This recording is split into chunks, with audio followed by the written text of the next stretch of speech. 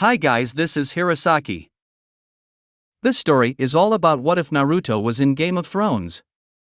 Many know Robert's first, and only, legitimate child was stillborn.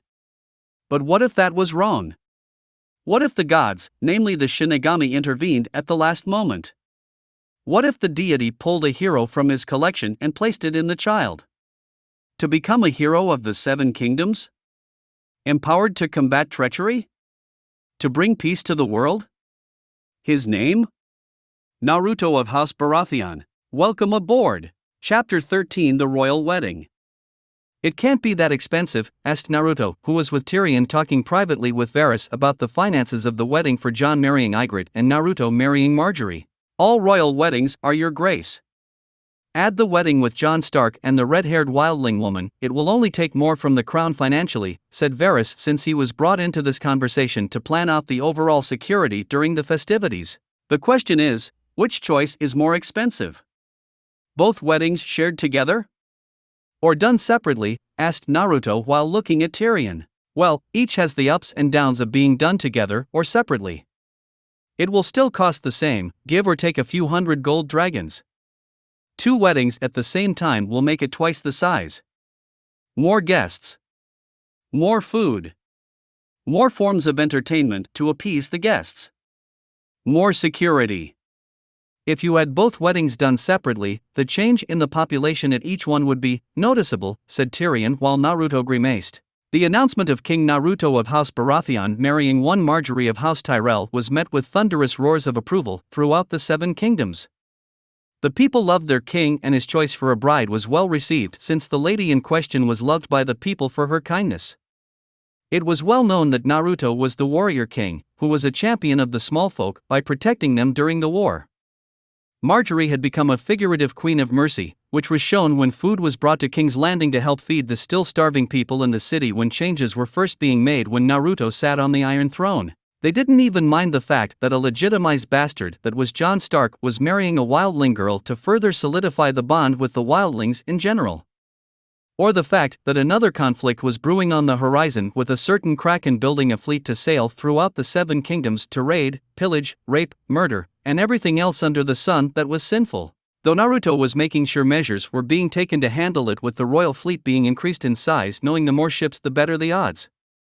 As for potential hands for those ships, Lord Davos was seeking to recruit people he knew from his old smuggling days to come to King's Landing in order to train the next generation on how to sail the open seas, and fight in said open seas too. Naruto knew as well as Davos that the Ironborn lived for sailing the seas and fighting in them too. It was their strength above all others, which was why the sigil was the kraken, since the giant creature was the strongest entity the drowning god had ever produced. Naruto needed to match the power of the kraken with his own might and the ships to match. Oh sure, he could take out the ships, or a large chunk of them on his own if it came down to it. But the Seven Kingdoms shouldn't rely on him to fight every battle the world had to offer single-handedly, to the point where they worship him like some sort of god.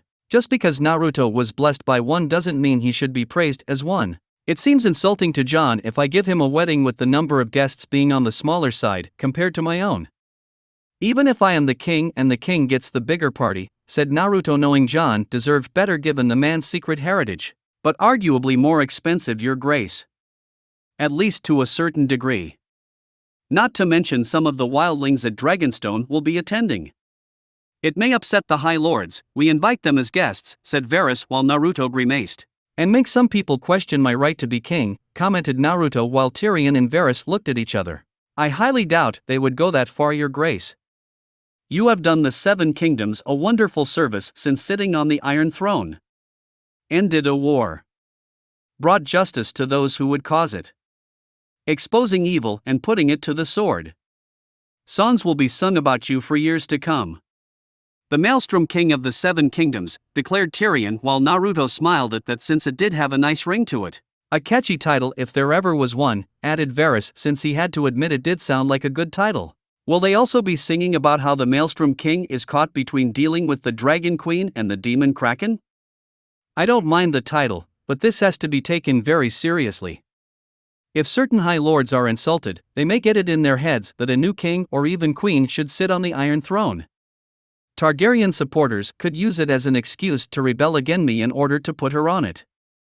Or at least set things in motion for her to make headway should she sail from Essos to Westeros with her army, said Naruto, knowing some would jump at the chance to put the Dragon Queen on the Iron Throne. Dragons! Don't forget dragons! Tyrion pointed out with Naruto glancing at him. Only a select few wildlings can attend the wedding, and that is only if they want to attend. Invite Mance Rayder. If we don't invite him, it will be instant insult, said Naruto while Tyrion nodded. And the other wildlings? Asked Varys curiously. We can't invite everyone. Some of the wildling clans are more aggressive when around others, and their own customs would make them hostile to the other guests. So we invite Mance Rayder along with some of the people the man knows who won't do anything too stupid or be too insulting, said Naruto with Tyrion and Varys looking skeptical. I doubt there will be many, your grace, said Varys, knowing few wildlings will wish to go to this wedding. Even Mance was going, and offering them to join him in attending. Doesn't matter. We can at least say the invitation was extended to them. Personally, I was hoping one of the giants would attend. Qyburn was most interested in meeting one, said Naruto with Tyrion smirking. I recall you telling him about it. The man almost looked ready to leave King's Landing and head right for Dragonstone just to meet them. I still can't believe giants still exists in the world, said Tyrion while Naruto smirked. Maybe Mance can convince one of them to come to King's Landing and you can meet him, offered Naruto with Tyrion thinking it over and nodding. With Margaery at the moment. You did it, Margaery. I knew you would win the king over, exclaimed Mace Tyrell while giving his daughter a hug as he jumped around in his room. Father! Please put me down now. You will shame us both if anyone sees us like this, pleaded Margaery before her father did as commanded. I am sorry, my child. I didn't mean to offend you. But I am so happy my only daughter is marrying the king and become a queen. When you were growing up, I always thought of you as my little princess. Now, you are about to become a queen. A queen of the 7 kingdoms, exclaimed Mace joyfully. Father! Please! You are embarrassing me, protested Margaery while Mace scoffed. No one is here but us, my child. Regardless, I am proud of you. Finally, a member of House Tyrell has married into royalty, said Mace with pride in his voice, since it was his daughter who had succeeded where countless members of their house had failed. Though few knew Olenna had failed deliberately when her time had come to try. Thank you, father. Though, I must admit, the success from way it came about was in itself surprisingly refreshing from what many would have attempted in my place, said Margaery while Mace was surprised to hear that. In what way, child? Asked Mace curiously. Well, I really do love him, father. And not because he is a king. Naruto is smart, clever, brave, loyal to those around him, and cares about people regardless of their position in life. His position as king is just a nice addition to enjoy. But even if he wasn't king, I do believe Naruto would be a man worthy of being called my husband, said Margaery with Mace thinking it over in his mind and nodding slightly. Yes, his grace is indeed one of a kind. Even if he wasn't king, I would have been proud to have him marry you. He loves you. I can see it. And not for the wealth or power that our house possesses either. A man who loves a woman for herself and not for what she has around her is a man worth holding on to, said Mace with a small chuckle while his daughter smiled. I agree, father. How did grandmother take the news when you wrote her?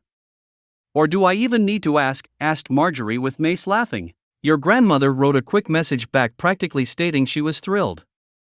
She intends to come to King's Landing again soon to help in the preparations for the wedding to ensure nothing stands in your way of becoming queen, said Mace while Margaery smiled further before thought crossed her mind. Father, when Naruto first proposed to me, he also mentioned that a day may come where another woman, Daenerys Targaryen to be more specific, would also have to be his wife too, said Margaery while Mace's smile left and looked deadly serious. What? Surely, he isn't considering the idea? I need to speak with his grace at once, said Mace with worry before Margaery stopped him. No. Please, father. I know it's not easy to hear given my own wedding to him is being planned as we speak. Naruto had some reservations about having to marry her in the future too. The marriage itself with her would be political. To keep the peace throughout the 7 kingdoms. Plus, Daenerys is said to have 3 large fire-breathing dragons all under her command. One is enough to destroy an entire army, but 3 of them? If she ever tried to fight the armies of Westeros, those 3 dragons alone could kill us. All of us. I just wanted you to be made aware that such an option might happen in the future in order to prevent destruction, said Margaery while Mace didn't look pleased, but slowly the man understood the reason for the king marrying a second woman. Especially when the second one could be a nearly unstoppable enemy if they were not careful.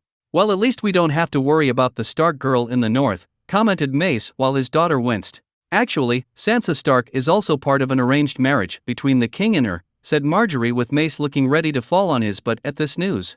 What? Questioned Mace in horror. It is another politically arranged marriage, father. Again, for the greater good. There are still those in the north who feel it should be free to rule itself away from the rest of the Seven Kingdoms.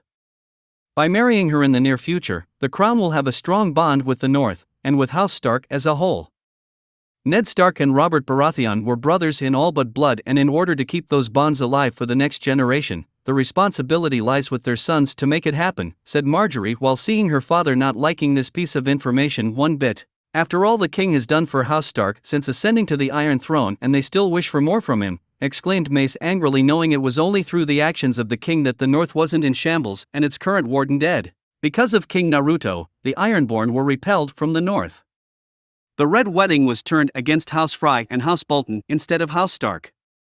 Roose Bolton's bastard son Ramsay was discovered doing horrible unspeakable things to the small folk and was killed thanks to Naruto's advice to go inspect the Dreadfort after killing Bolton bannermen at the Twins to ensure there were no future revolts in the north against the Starks. And now they wanted this.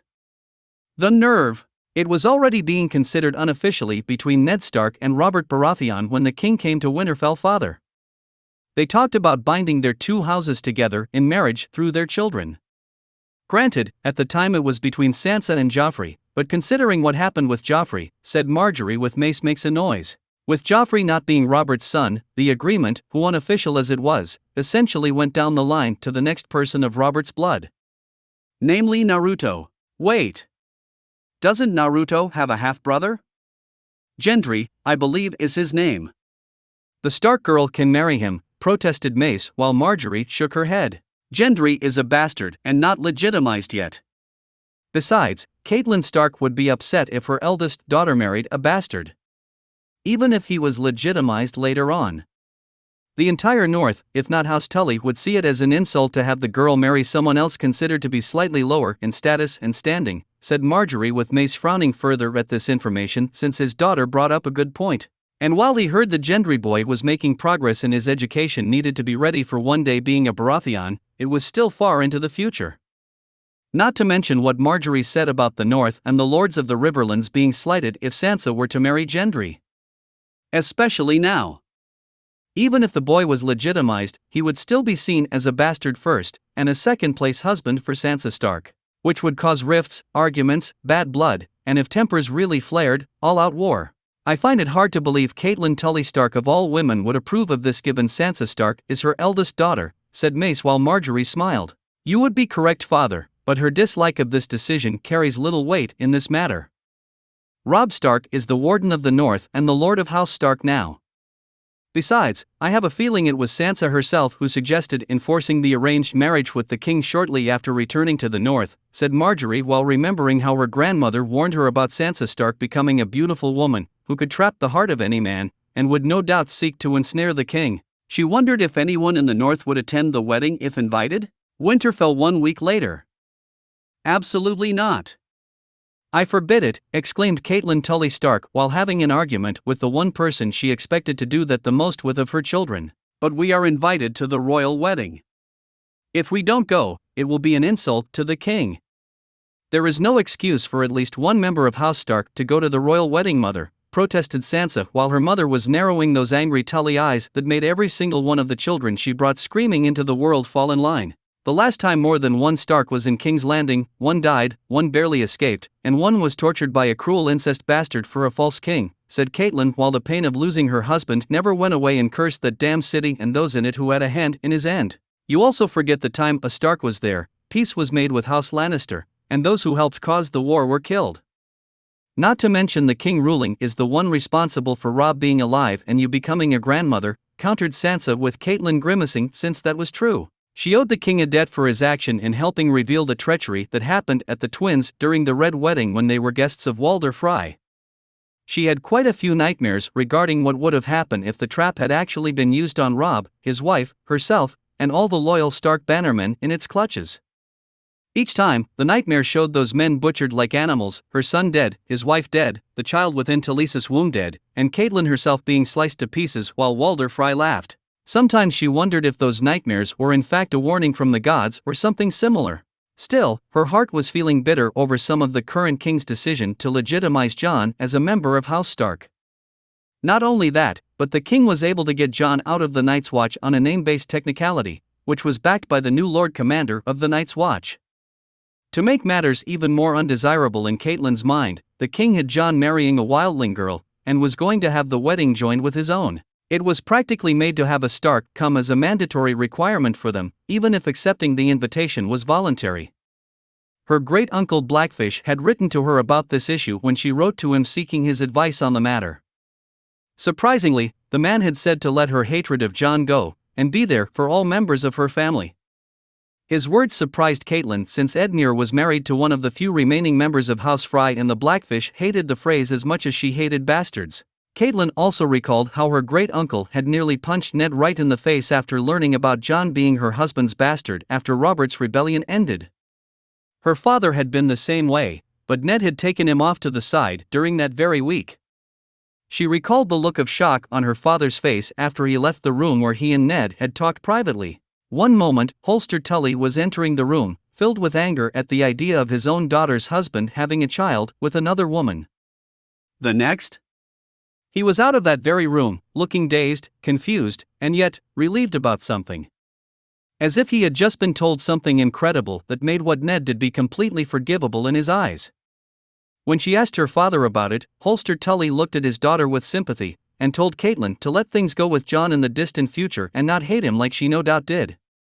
When she demanded an answer to why he of all people would say such a thing, her father kissed his daughter on the forehead, and just repeated his request to her before leaving Winterfell for Riverrun. Even if you are against this, Robb is the Lord of Winterfell. You cannot stop him or me from going to King's Landing, added Sansa, while Catelyn hid a grimace knowing her daughter was reaching maturity and her eldest son was now the one with final authority in the north. Fine. Go to the wedding. But you and Robb are the only ones going, said Catelyn while Sansa smirked before glancing at the door to see Arya scowling. I want to go back too, protested Arya while Catelyn had to struggle not to scream out in frustration at how her two daughters were being more frustrating over their own brothers. When did the Stark boys of the family become more well-behaved over their sisters? With Robb sometime later. I wish I could go with you. But I don't think the king would appreciate a crippled Stark going to his wedding. Even if Jon is getting married at the same time, said Brandon, as he was being carried by Hodder on the giant man's back. The king wouldn't dislike you at all, Bran. If anything, he would be more upset over the fact you were unable to walk due to those who pushed you out of the tower, said Robb, as he prepared his horse for the trip south to King's Landing. Still, I wish I could go with you. But mother won't let me, said Brandon while Robb just smiled at his younger brother. I know you want to be at the wedding, but a Stark must always be in Winterfell. Rickon is too young and you are becoming a strong young man in your own way. Plus, Maester Luwin says you were ruling well when I was fighting in the war with the Lannisters. I also need you here to help my wife now that her pregnancy is reaching a crucial stage, said Robb while wishing he could bring his wife with him to the wedding, but she was showing the signs of carrying a child, and Maester Luwin insisted she not travel at this point in time. I can't believe I'm going to be an uncle so soon, said Brandon while Robb laughed. Time seems to be moving fast these days for us here in the north. It seems like only yesterday we were all young boys without a care in the world, said Robb with his smile being one of someone remembering a fond memory or memories. We had to grow up fast after father died, didn't we? Asked Brandon while Robb's smile lessens, if only a bit. Yes. Yes, we did. But as long as we have those memories of those times, they will never leave us, said Robb while Brandon smiled. Is Brienne of Tarth coming with you to the wedding? Asked Brandon while noticing the large and strong woman getting ready to head out on horseback. Aye, she is coming with me. Naruto wasn't about to exclude her. In fact, I heard a rumor that King Naruto wants her to be the first ever female knight, said Robb with Brandon's eyes going wide. Really? That is incredible. I have seen her fight and spar with some of the men. There are few who can match her in strength, said Brandon while Robb smiled and have him a nod in agreement. If the king is rewarding her with such status, it is a well-deserved one. I will be sure to tell you more about it when I return from the wedding, said Robb before mounting his horse and moving with his sisters along with their escort out of Winterfell. You better. Or I'll tell Mom on you. She can still bring the fear of the gods down on you, Warden of the North, called out Brandon while Robb laughed at his words. Casterly Rock at the moment. You are actually going to the wedding? Asked Jaime while he saw Tywin readying himself on his horse with his own escort. It is a royal wedding. If the wardens do not attend, it is an insult to the king. The last thing House Lannister needs to do right now is to bring about further shame to the Seven Kingdoms, said Tywin while glaring at his son. I guess that makes me Lord of Casterly Rock until you return, commented Jaime with a small smile. Yes. It does, but my brother will be advising you all the same just to ensure things to go wrong.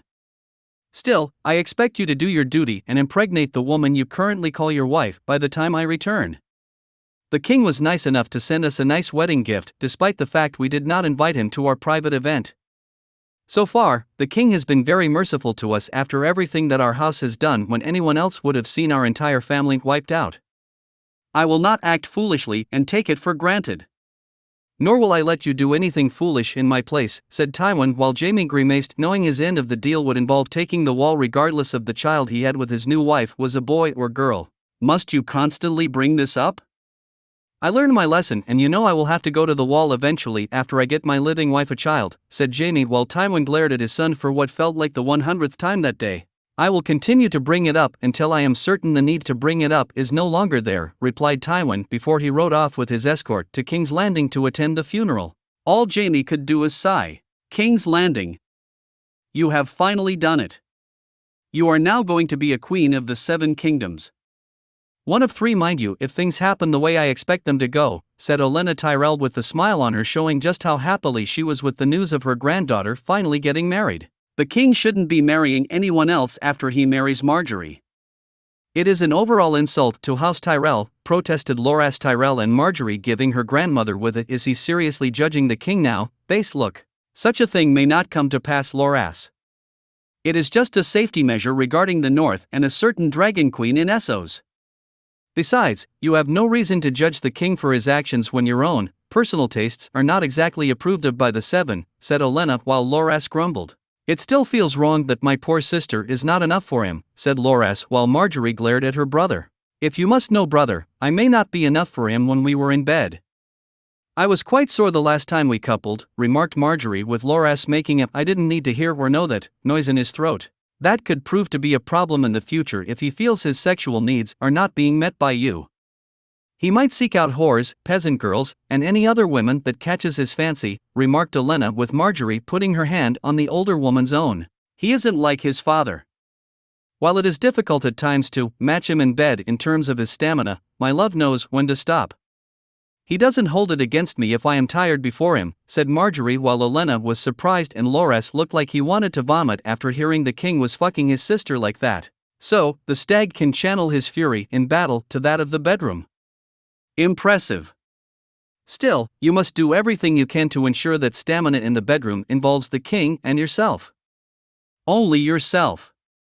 At least until this whole issue with the Sansa girl and Daenerys Targaryen is resolved, said Olenna, knowing things after the wedding will be tricky for Margaery with two other women possibly marrying into the crown and seeking to take the title of queen from her. A Game of Thrones indeed. It won't be easy, grandmother. After the wedding is over and we have consummated the marriage, the issue with the Greyjoys will need to be dealt with immediately. From what I have learned, Euron Greyjoy plans to build a massive iron fleet. We need ships from all over to combat him, or else the iron fleet he makes will destroy us all, warned Margaery with Olenna frowning. Those fucking Greyjoys. Sea cunts the Seven Kingdoms and the world over. Taking what does not belong to them. It's amazing they even know how to speak, much less read or write anything. Half of them can barely spell their own names and all they care about is sailing the narrow sea to pillage everything in sight, said Olenna, knowing she would need to help contribute what she could to the fleet the king was no doubt amassing to fight the Greyjoys after the wedding was over. Rest assured, mother, a child will be within me before such a campaign is started, said Margaery while giving her grandmother a knowing look, and the old woman nodded in understanding, but stayed silent so Loras didn't go about blabbing it to everyone, namely her son Mace, who would shout it throughout the Seven Kingdoms if he had his way. A pompous oath for a son. The only good thing he did was give her some competent grandchildren. Well, one competent grandchild. Loras could be a bit rash and act stupid at times. Did he have to include the Stark's legitimized bastard? He's marrying a wildling for the sake of the seven, commented Loras angrily. Enough! All I have heard from you and your father is complaints. As if you were some thrice gossiping handmaiden instead of a man and knight from Highgarden. You should not care who Jon Stark marries. What you should care about is your sister marrying the king and producing an heir with Tyrell blood in their veins, said Olenna while hoping to live long enough to see the child born and become a great-grandmother. There were few who could say they lived that long to hold such a title. Loras grumbled and stormed out in a fuss while Margaery sighed and Olenna shook her head. That boy. He needs to shape up while there is still time. Or else this world will swallow him whole. Life is not all about hopeless romances and tourneys where knights acquire status from high lords, said Olenna while Margaery nodded. As the North would say, winter is coming, said Margaery with Olenna nodding since the signs of fall were already ending. Even as south as Highgarden and the Reach was now feeling a noticeable decrease in the usually warm temperatures from time to time. Yes, it is, and I would prefer you to be married before it does arrive. The last thing we need is the weather of all things impeding you from becoming queen of the Seven Kingdoms, said Olenna while Margaery smiled. One of three queens, remarked Margaery while Olenna scoffed. Two, at the very least, my dear. The third will only come if Daenerys Targaryen crosses the narrow sea and war is upon us, said Olenna while Margaery frowned a bit. That is always possible. Do you think Daenerys Targaryen would use her dragon on the Seven Kingdoms? Just to become queen, asked Margaery, knowing the woman in front of her had a sharp mind and very strong memory of the woman's father when he sat on the Iron Throne. And risk continuing the tradition her father started? No. She will fight for her throne like all Targaryens claim with fire and blood. But the dragons will not be used on the city. If she burned the entire city down with everyone inside, no one would support her claim as queen. Not even the army she commands, said Olenna, knowing well enough the Seven Kingdoms would unite against Daenerys if she ever used the dragons to just wipe out a city with all its people. Especially if it was King's Landing. Part of me fears she won't mind it. So long as she is queen. Even if it means being the Queen of the Ashes, remarked Margaery with worry. The Queen of the Ashes. A fearful title if you play it out the way most would when they link ashes and fire together. Something tells me this woman doesn't want to be that type of queen, my child. A queen? Yes. Of ashes born of fire and death? No. She will use her dragons in a war if necessary. But on soldiers and bannermen who would fight against her should the fighting start, said Olenna while Margaery still looked slightly worried. And what of a pregnant soon-to-be queen or pregnant queens in general? Questioned Margaery while Olenna's eyes hardened. I might be old, my dear, but I still have plenty of fight in me to ensure that such a thing does not happen to you. I still have enough thorns to draw blood where it counts, said Olenna, and it was true since she wasn't one to sit on her butt and let death take her. Not while she still had some life left in her old body. The royal wedding days later. The wedding was about to happen. Everyone who was everyone was there. From the north, south, east, and west of the Seven Kingdoms. From the Vale to Dorne, from horse to boat, and along or by escort, they came by the thousands. It didn't matter if you were a high lord or a peasant. Man or woman. Young or old. Blacksmith or even one of the whores from a brothel. All were welcome to attend the royal wedding, provided you were civil and didn't commit any crimes, of course. Within the September of Baelor, the large building was packed almost quite literally to the brim with people while many more stood outside. Everyone in front passing down information behind them and let it run down the path of people like water in a river. Everyone saying something and passing it down the line based on what the person in front said according to the person in front of him or her, all the way up to the top where someone had actually seen inside. Inside the September of Baelor, the most important of people from all over watched as the king and now queen of the Seven Kingdoms married. The High Septon spoke about how the two lovers in the light of the seven were now one, how they would be together forever until the end of their days, and proclaimed Margaery of House Tyrell to be the new wife and queen of the Seven Kingdoms. Cheers rang through the September and it cascaded out like a wave with people outside cheering for their new queen, helping the king protect the realm of men. She looks beautiful in her dress, remarked Sansa to her brother while Robb nodded. They say there are few who could match her beauty throughout the 7 kingdoms, said Robb over the clapping and cheering of the people. One day, I will be queen, said Sansa while picturing herself in Margaery's place. Not for a while, sister. Remember, Naruto agreed to your marriage with him because it would help mend ties with the crown and the north after what happened with Joffrey. He wants to enjoy his time with his wife before having another one. At the same time, this gives you a chance to get to know him better, so the marriage won't feel like it was an obligation in your lives like it was his father and Cersei Lannister, said Robb while the echoing voice of his mother screaming at him throughout Winterfell about the fact Sansa would one day marry the king when he was already married and still would be married made itself heard to the Warden of the North. Robb's mother had been irate to say the least. Calling the king a pig, a true vile spawn of Robert Baratheon by not being faithful to his wife, and expecting him to sire bastards like it was some kind of sport. The fact the second woman, who was also her eldest daughter, being his wife in this situation didn't count. What mattered was the king was going to be a married man and, in a few years, would marry another woman when saying no was an option. Robb had tried to explain things to his mother, but she was irate, and wouldn't stop ranting about the injustice of it all for anyone to hear. It got even worse when the conversation about Sansa marrying the king in a few years slowly switched to Jon now being there and he would be marrying a wildling girl no less. Robb merely shook his head and left the room since he couldn't deal with his mother's ranting and raving while wishing the secret about Jon could be revealed to her. But his mother was too idealistic while the war with the Lannisters and Theon's betrayal had made the Warden of the North more of a realist. He believed people could be honorable, but also wasn't so trusting of others like before with his mother's guidance. She expected people to stand by their oaths and words regardless of the side they served was having internal command issues like his did with the Boltons or House Karstark had almost been at one point after he married Talisa. The betrayal at the twins should have been a much-needed wake-up call for Catelyn Tully Stark, but the stubbornness of the Tully family held strong against such things. If she knew the truth, Robb knew his mother would first go into a depressive state for hating Jon all these years, which she really needed to feel considering, and would want it to be known throughout the 7 kingdoms that the man was not Ned Stark's bastard like so many people in his life, herself included, believed, but rather the man's nephew. A child born of a union between Lyanna Stark and Prince Rhaegar Targaryen himself with the right to sit on the Iron Throne being quite literally in his blood. While Catelyn would have done that on the belief Jon should have what was essentially denied to him all his life in being the lord of his father's house, honor and justice basically demanding it, the end result risked a war with other houses, who would once again be fighting each other. But this time, it would be to put Jon on the Iron Throne as the true king of the 7 kingdoms. Even if the current king had done so much for it already with his actions bringing peace to the land, once the Greyjoy issue was handled. Worse, such an action could even divide the North and ruin many bonds House Stark had with northern lords for the last 1,000 years. At this rate, he could only tell her the truth on the woman's deathbed to ensure she did not do anything reckless or stupid. She had already done so when kidnapping Tyrion and the failed arranged marriage to one of the women of the now wiped-out House Frey. Robb was not about to have her make another mistake that would cost him, House Stark, and the entire North so much more. "Do you think father would have approved?" asked Sansa curiously while Robb thought about his response. I think he would want you to be happy.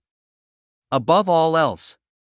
Chances are, had Naruto been here from the start, chances are you would be queen by now.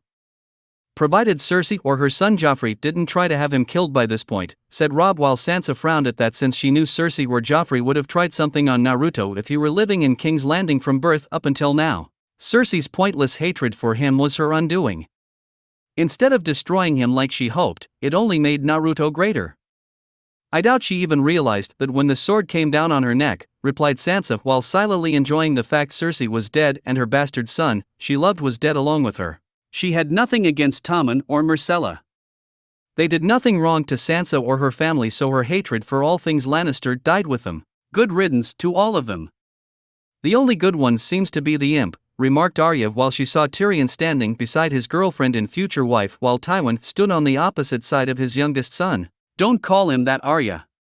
Tyrion has earned my respect for his actions in aiding House Stark when provided. He actually saved Mother despite being her hostage when they were headed toward the Vale. Not to mention giving Bran a special riding harness so he can ride on a horse again. He was also protecting Sansa against Joffrey's cruelty when possible, said Robb, knowing Tyrion could have done none of those things and yet still did them. While the smallest of the Lannisters in a physical sense, the man's heart was clearly much bigger. Sorry, apologize Arya while she focused on the two newly married couple, smiling at everyone. It is okay, Robb. Arya is just trying to make us forget how we saw her eyeing Gendry with interest earlier, remarked Sansa while Arya glared at her sister. Shut it, commanded Arya while Sansa smirked. Quiet. Both of you. Now is not the time for your sisterly feud.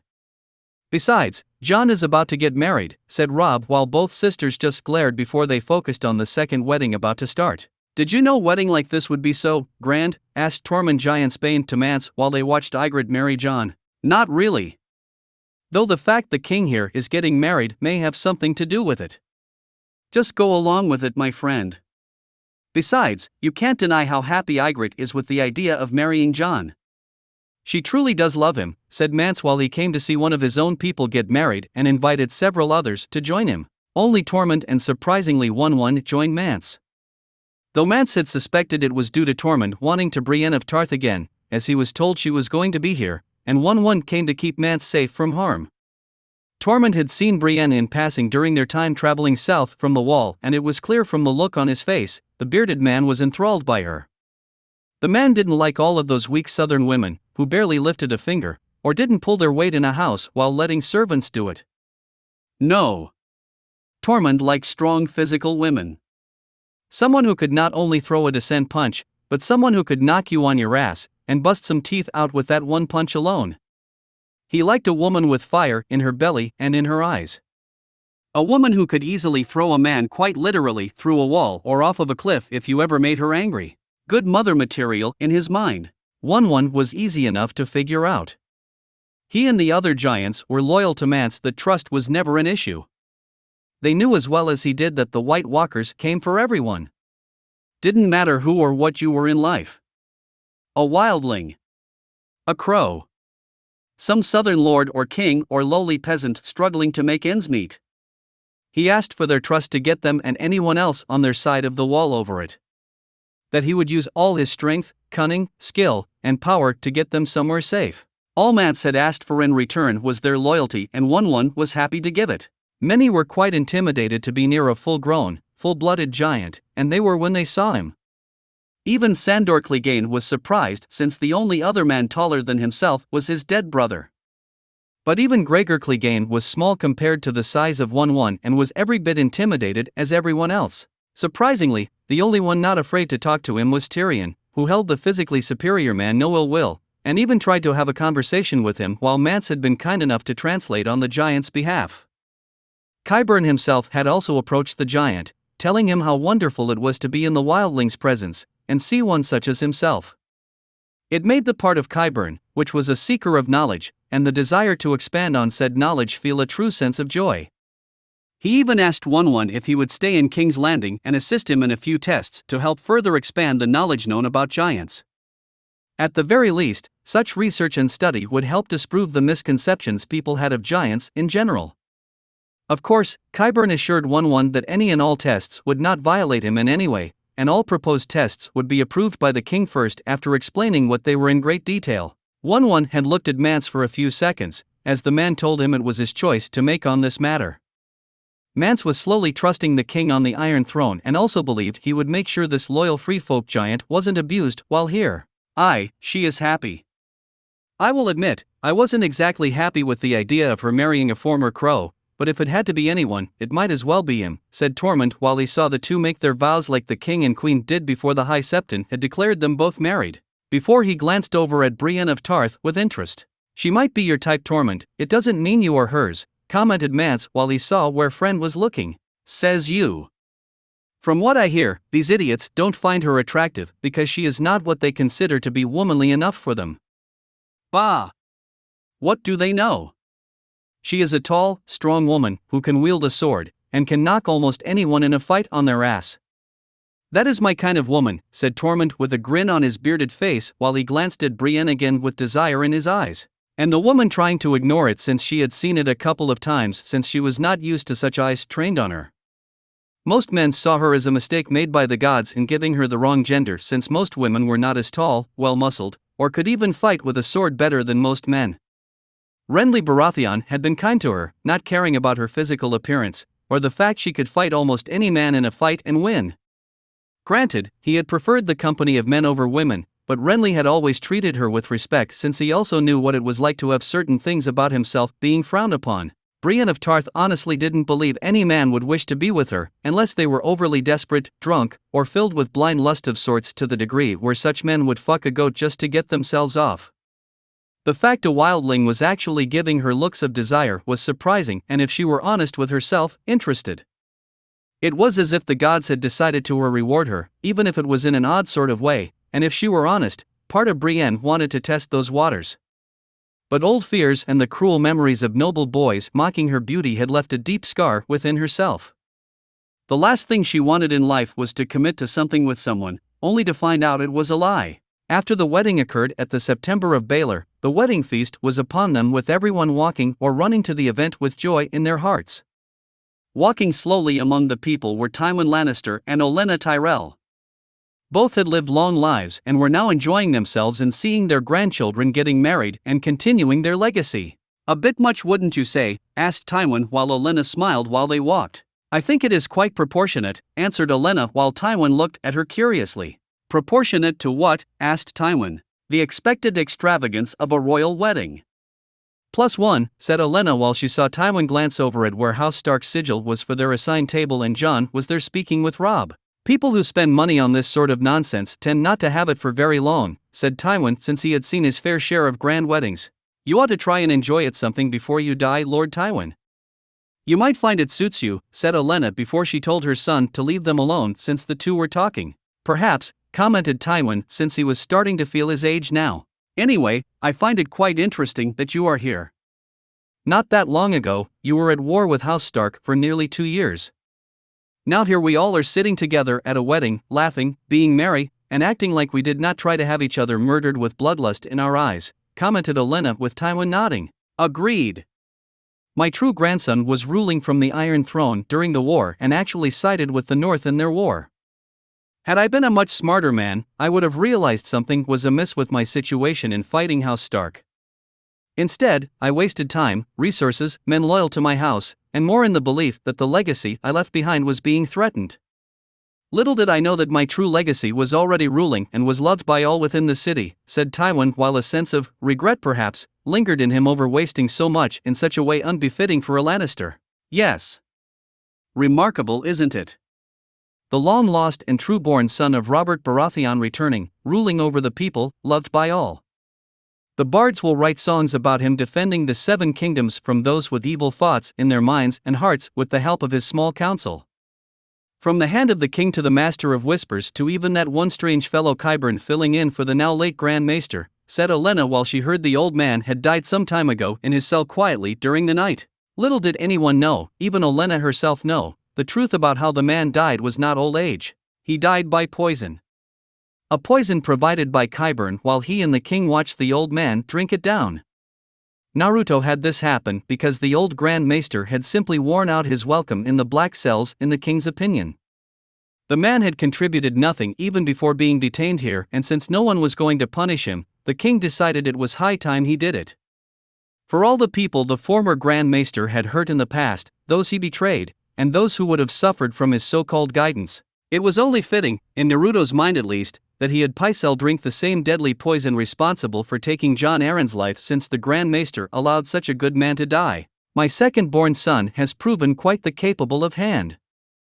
I was surprised at first, but Tyrion has shown he can fill the void left by his predecessors," said Tywin with a hint of pride in his voice, since he had been Hand of the King for many years and did the job very well considering who was the king at the time. "Yes. He has some big boots to fill. And not just yours. Both Jon Arryn and Ned Stark were good loyal hands. Shame how they died. Men like them were not meant to die from a poisoning or beheading. Sadly, as we all know, there is more to being Hand of the King in this Game of Thrones than being honorable. You need to be smart, crafty, and to never take anything at face value," said Olenna with Tywin nodded. "It was how I stayed alive during my time as Hand of the King," said Olenna with Olenna chuckled. "I'm sure it was that and more." "Come Lord Tywin, let us celebrate young love," declared a very happy Olenna with Tywin now smiling a genuine smile, one he thought would never rise within him after his wife died. The two made their way over to the assigned tables where the sigils of their houses were hanging high and proud for all to see. House Tyrell's table was to the right of the royal couple, while House Lannister was on the right with the sigil for House Baratheon, which was the stag, hanging over the royal couple's table. House Stark was placed next to House Lannister, while House Martell was next to House Tyrell. My lords, my ladies, all who are young and old, high and low-born all, we welcome you all today for this monumental event. Eat, drink, and be merry. For this is to truly be a grand celebration shared by all and will be enjoyed by all, declared Naruto with Margaery by his side, with both of them raising their goblets filled with wine. The people around them cheered. The food was rich, the wine was intoxicating to drink, and the entertainment was great to watch, with none of it being offensive. Bards were singing good songs. Dancers entertained for all who watched them. The servants walked around asking if anyone wanted to try this or taste that, to drink a different wine or refill their goblet with what they already had. And finally, the gifts from various lords came. First, Mace from House Tyrell with an extremely expensive wedding cup. Next came Robb from House Stark, who surprised everyone when he presented Naruto a dire wolf pup that was his own dire wolf's offspring. Apparently, sometime after their return to Winterfell, Grey Wind had gone out into the forest surrounding the castle, and surprisingly found a promising female wolf to mount. Robb had followed his dire wolf into the forest one day to find the female in question and litter they had together. Naturally, Robb had brought them all into Winterfell, much to his mother's ire, and the amusement of his lady wife. When the time came to depart for the wedding, the only gift Robb could think of to give the soon-to-be married couple would be one of the pups from the litter. He's adorable, exclaimed Margaery while the wolf mix was showered with love and affection by the woman. They grow fast. With proper guidance and training, his loyalty and devotion to both of you will be absolute. Consider him an extended member of your house and an extension of the bond you have with House Stark, said Robb before he bowed. Next came Tyrion, who presented a giant and clearly expensive-looking book to the very happy couple. A book? Questioned Naruto while opening it to read some of its contents. The Lives of Four Kings. Grand Maester Caith's history of the reigns of Daeron the Young Dragon, Baelor the Blessed, Aegon the Unworthy, and Daeron the Good. A book every king should read, said Tyrion with a smile on his face while the king read a page or two and was nodding in agreement. Indeed, uncle. This will be something worth reading. Knowledge of my predecessors and their actions will no doubt provide me a means to govern the Seven Kingdoms with even greater wisdom, said Naruto before closing the book and carefully putting it down on the table away from the food and wine so it wouldn't get dirty. As the groups presented gifts and warm wishes to the married royal couple, others were making their rounds through the festivities, admiring the exotic dancers, drinking wine, eating food, and having conversations filled with laughter. One person in particular was Prince Oberyn, who greeted 3 of his many bastard children from Dorne wishing to see their father. Tyene, Nymeria, and Obara Sand hugged their father while his paramour Elia Sand kissed him with a passion since she had only arrived a few days ago with her desire to be taken by him still needing to be quenched. Oberyn's daughters smirked or rolled their eyes at the display, knowing if their parents had their way, the two would be fucking right now, and giving them another sister or possibly a brother this time. Didn't you do enough of that earlier? Asked Tyene while seeing her parents kissing and looking at each other hungrily. So young and impatient. She gets it from you, commented Elia while she looked at her daughter. Oh? And what about you? She is your child as she is mine, said Oberyn while Elia smirked. My beauty. Your impatience, said Elia while Oberyn chuckled. Are you going to talk and kiss your way into giving me another sister or brother? Or are we going to have fun and meet some of the other guests? Asked Tyene while not wanting to be here to witness the two give her another bastard for a sibling. And your sharp tongue it seems. Come. All of you must meet King Naruto. He's the one I told you about. The only man to truly defeat me in combat when in the fighting pits in my younger years, said Prince Oberyn while his daughters were interested in meeting the man their father held with such praise and told stories about during his time in the fighting pits of Meereen. Prince Oberyn. I'm surprised to see you here. After your lover arrived with your 3 daughters, I thought you would be locked away somewhere trying to have another, said Naruto jokingly while Oberyn laughed. The day is still young, your grace, and I still feel young. Still, I feel I must apologize for my brother not attending your wedding. His condition has been worsened from what my love has told me before she left Dorne, said Oberyn while Naruto's smile faltered a bit. A shame. While I enjoy having you here representing Dorne, it seems unfair to your brother that he is unable to attend and enjoy such a moment. Is there anything I can do? Perhaps I could order a maester head to Dorne to attend to him. Or have Qyburn work on some means to help him combat the gout that has plagued him for so long, offered Naruto, since he knew Doran was a man seeking diplomatic solutions over war, since the man had seen too much of it to stomach another one. No. No. Thank you, Your Grace. But Doran has a competent maester assisting him in this battle, even if at one he is clearly losing. I do not wish to burden you with the problems of my family and their illnesses, said Oberyn while Naruto nodding. All the same, I will have Qyburn look into it. Your brother is a well-respected man in the realm of diplomacy, just as you are for your fighting prowess. He should be able to travel the 7 kingdoms at least once, said Naruto while Oberyn smiled a genuine smile. Where are my manner? Your Grace, allow me to proudly introduce to you 3 of the many children I have sired in my young life. Tyen, Nymeria, and Obara-san, said Oberyn while all 3 smiled and surprised many by giving a proper bow of respect to the king. This was a royal wedding after all, and Dorne had some standards. Not many, but still some. A pleasure to meet you 3 in person. Your father speaks high praise about you. Not only of your beauty, but of your skills with weapons. No doubt the standards for any man to impress, much less marry any of you, will no doubt be high, said Naruto with a smirk while Prince Oberyn and the 3 young women smirked back. Only someone who can best me in fight is worthy of courting them. And even after I am bested, it would have to defeat all of Dorne to marry one of them, said Oberyn with Naruto laughing. And I stand by what's said about the women of Dorne and high standards, said Naruto with Oberyn smirking. You could always marry one of them, Your Grace. No offense to your lovely wife, but you strike me as a man who could handle several women at once, said Oberyn while he saw Naruto's smirk increased with a knowing look in his eyes. Says the man who has sired more bastards than my father, countered Naruto while the Prince of Dorne laughed again, since it was true. Robert Baratheon may have sired 20 bastards and 1 legitimate child, but Prince Oberyn himself had sired quite literally a small army of bastards.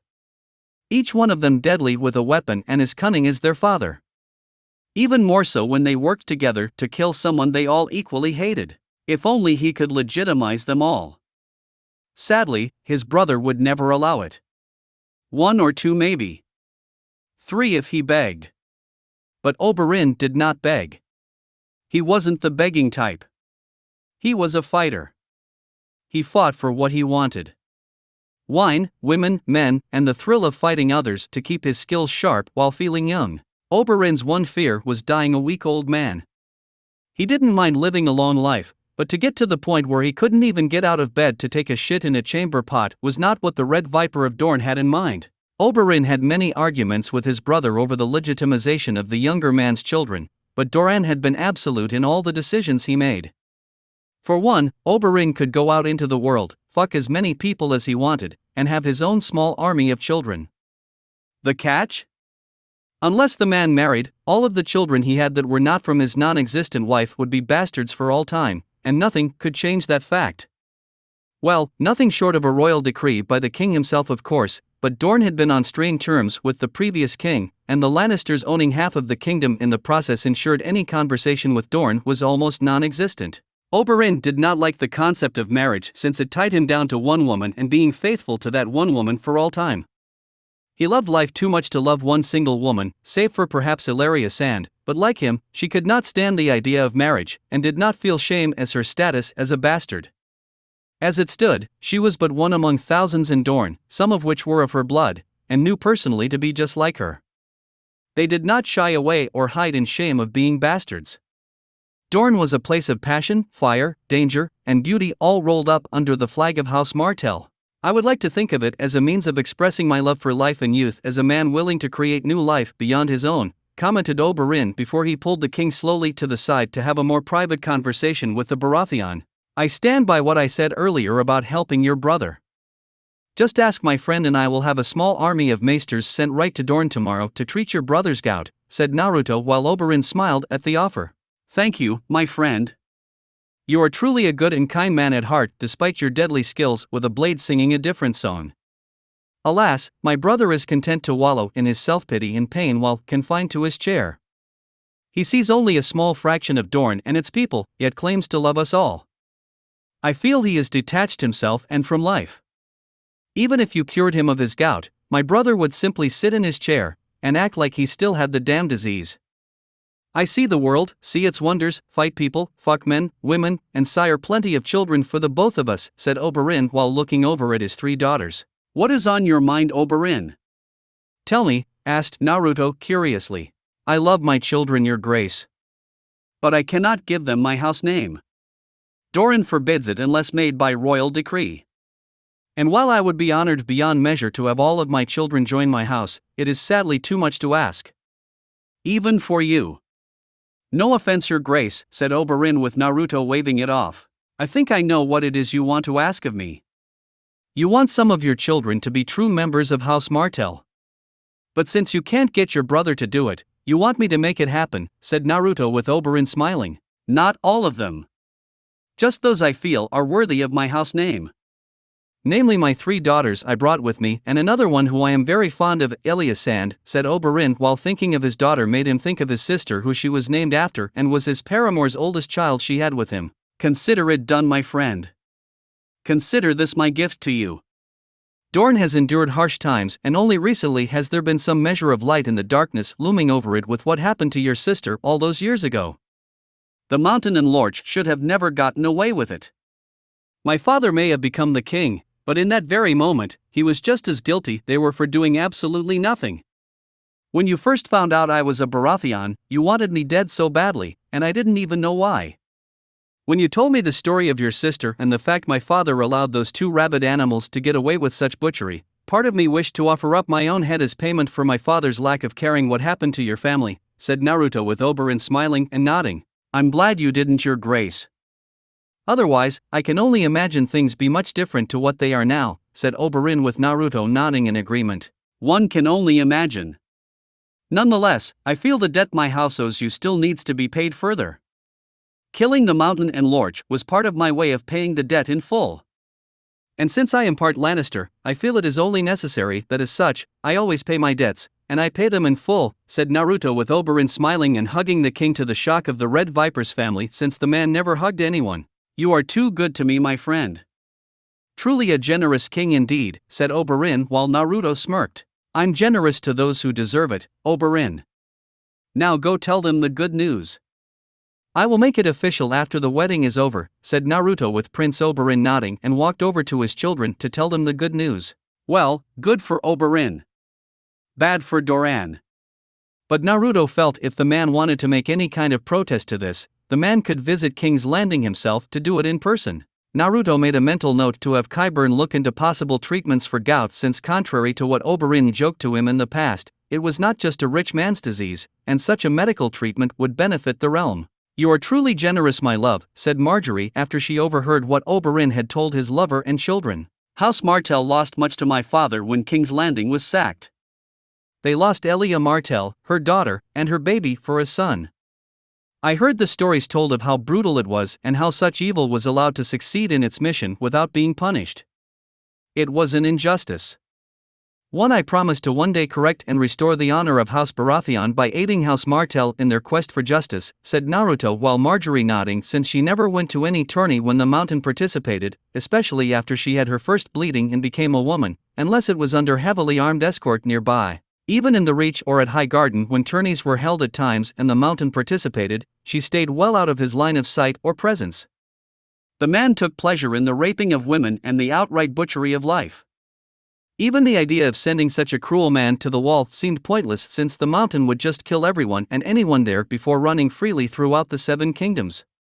She could only just imagine how the man would slaughter everyone in his path without the Lannisters there holding his pre-verbal leash before he was finally put down by anyone brave or stupid enough to try their hand at it. She could breathe easier knowing such a monstrous man was dead. Just be careful, my love.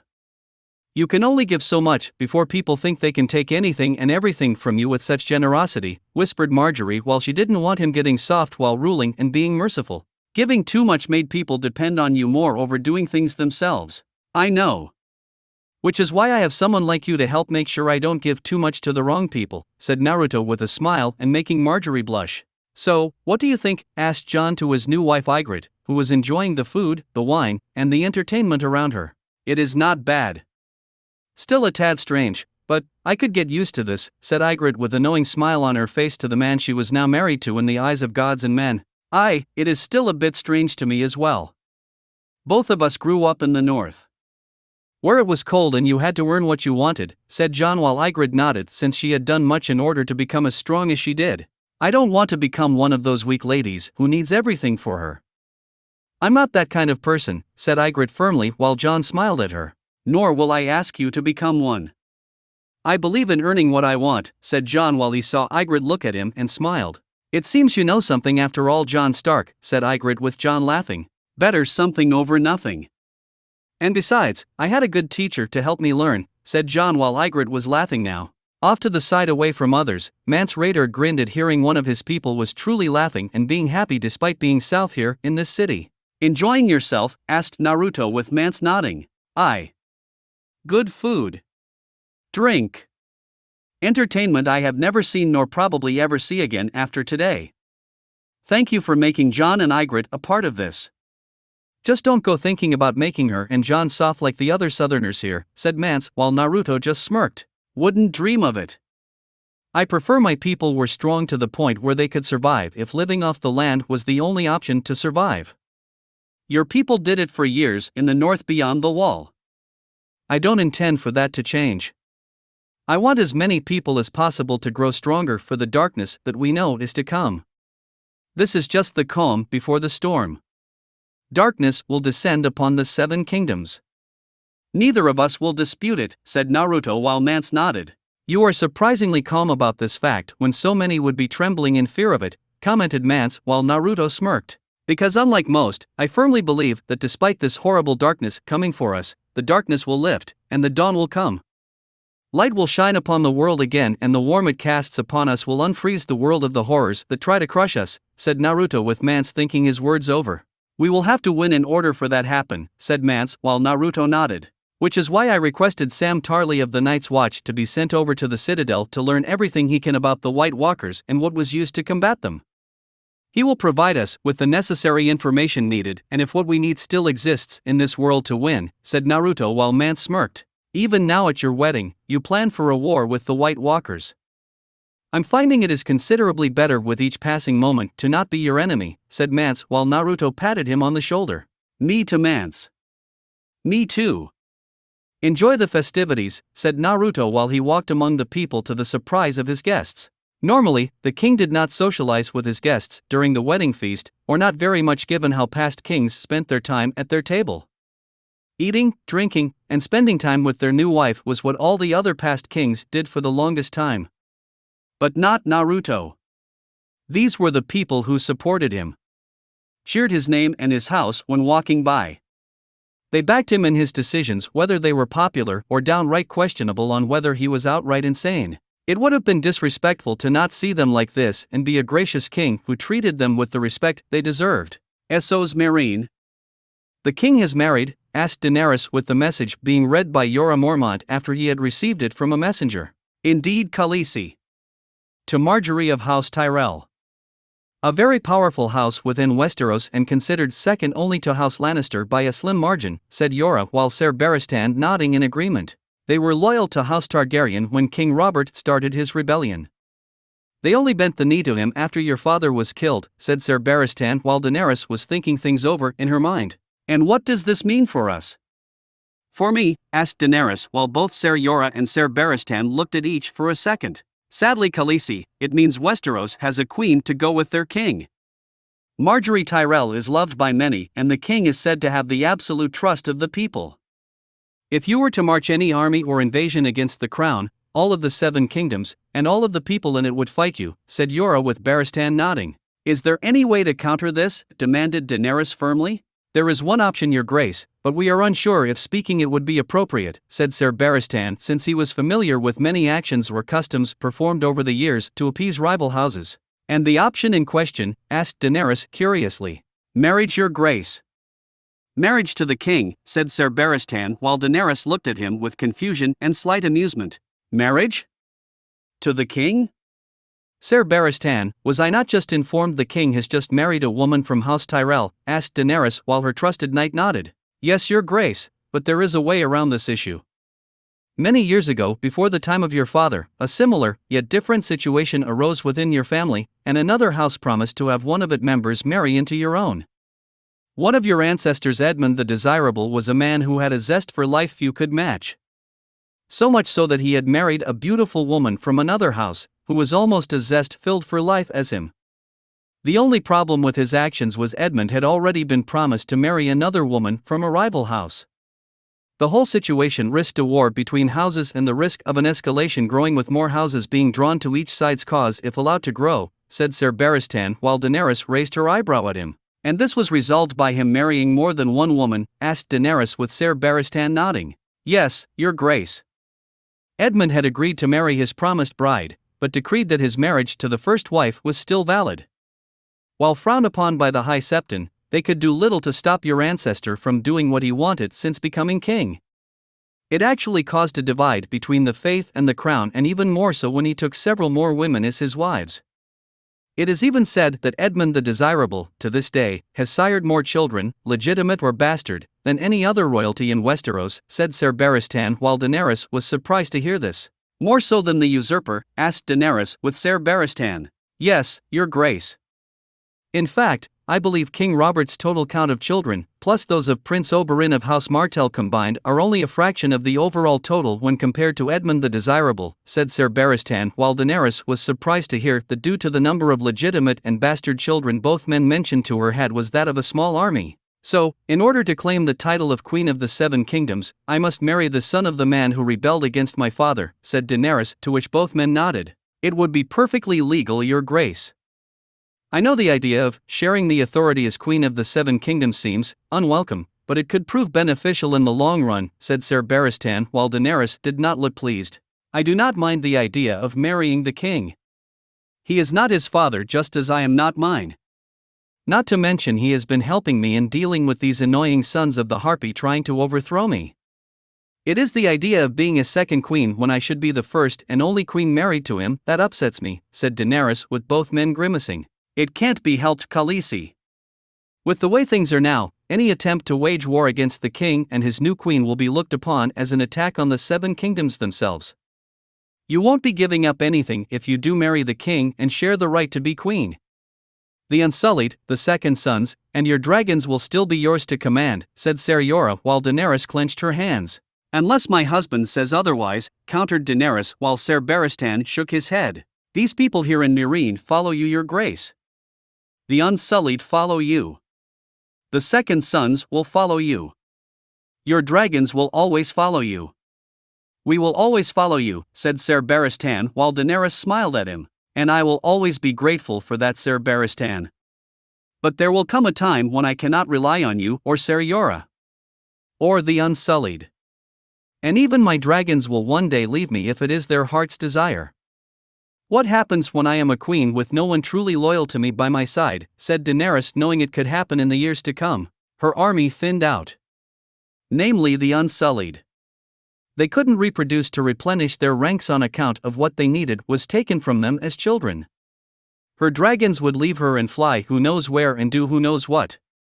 Ser Barristan and even Ser Jorah would be aging to the point where they are too old to fight for her. In time, Daenerys knew her position as queen would weaken with her forces thinning out while Naruto's, and even Margaery Tyrell's own influence and power never wavering in times of crisis.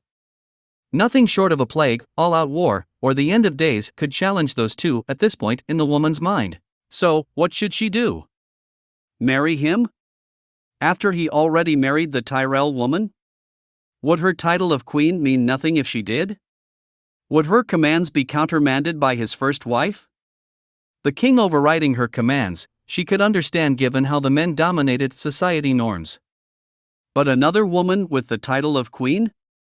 No. Daenerys Targaryen was not about to have such a thing happen. Once she returned to claim what was hers by right and by blood, she would marry the king, become his queen, but she would not yield to the woman from House Tyrell. Dragons did not submit to roses or flowers. Dragons did not yield to the thorns a rose possessed. No. Dragons burned roses with their fire and power until nothing remained of those flowers, but ash scattered to the winds. And if this particular rose for a queen that was Margaery Tyrell decided to lash out with her thorns, Daenerys of House Targaryen would counter them with dragon's fire. Sadly, she would have to wait. The Sons of the Harpy took first priority right now until she could get her fleet ready to support the army, plus 3 dragons to King's Landing. Yara Greyjoy's Iron Fleet was a good start and had made her master of ships after they had negotiated the details behind such an enormous fleet being used to transport the Dragon Queen back to Westeros when the time came. Yara had wanted to be queen of the Iron Islands and its ruler.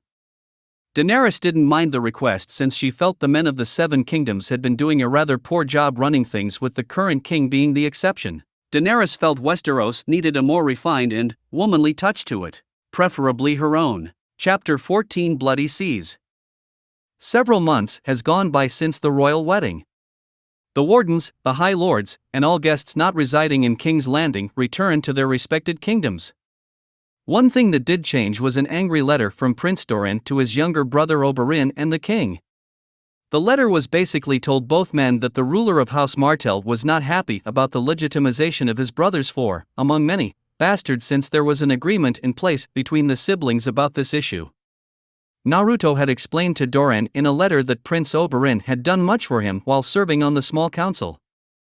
How the king felt Prince Oberyn deserved to have at least some of his children be legitimized and be recognized as members of House Martell. Doran still wasn't happy about it.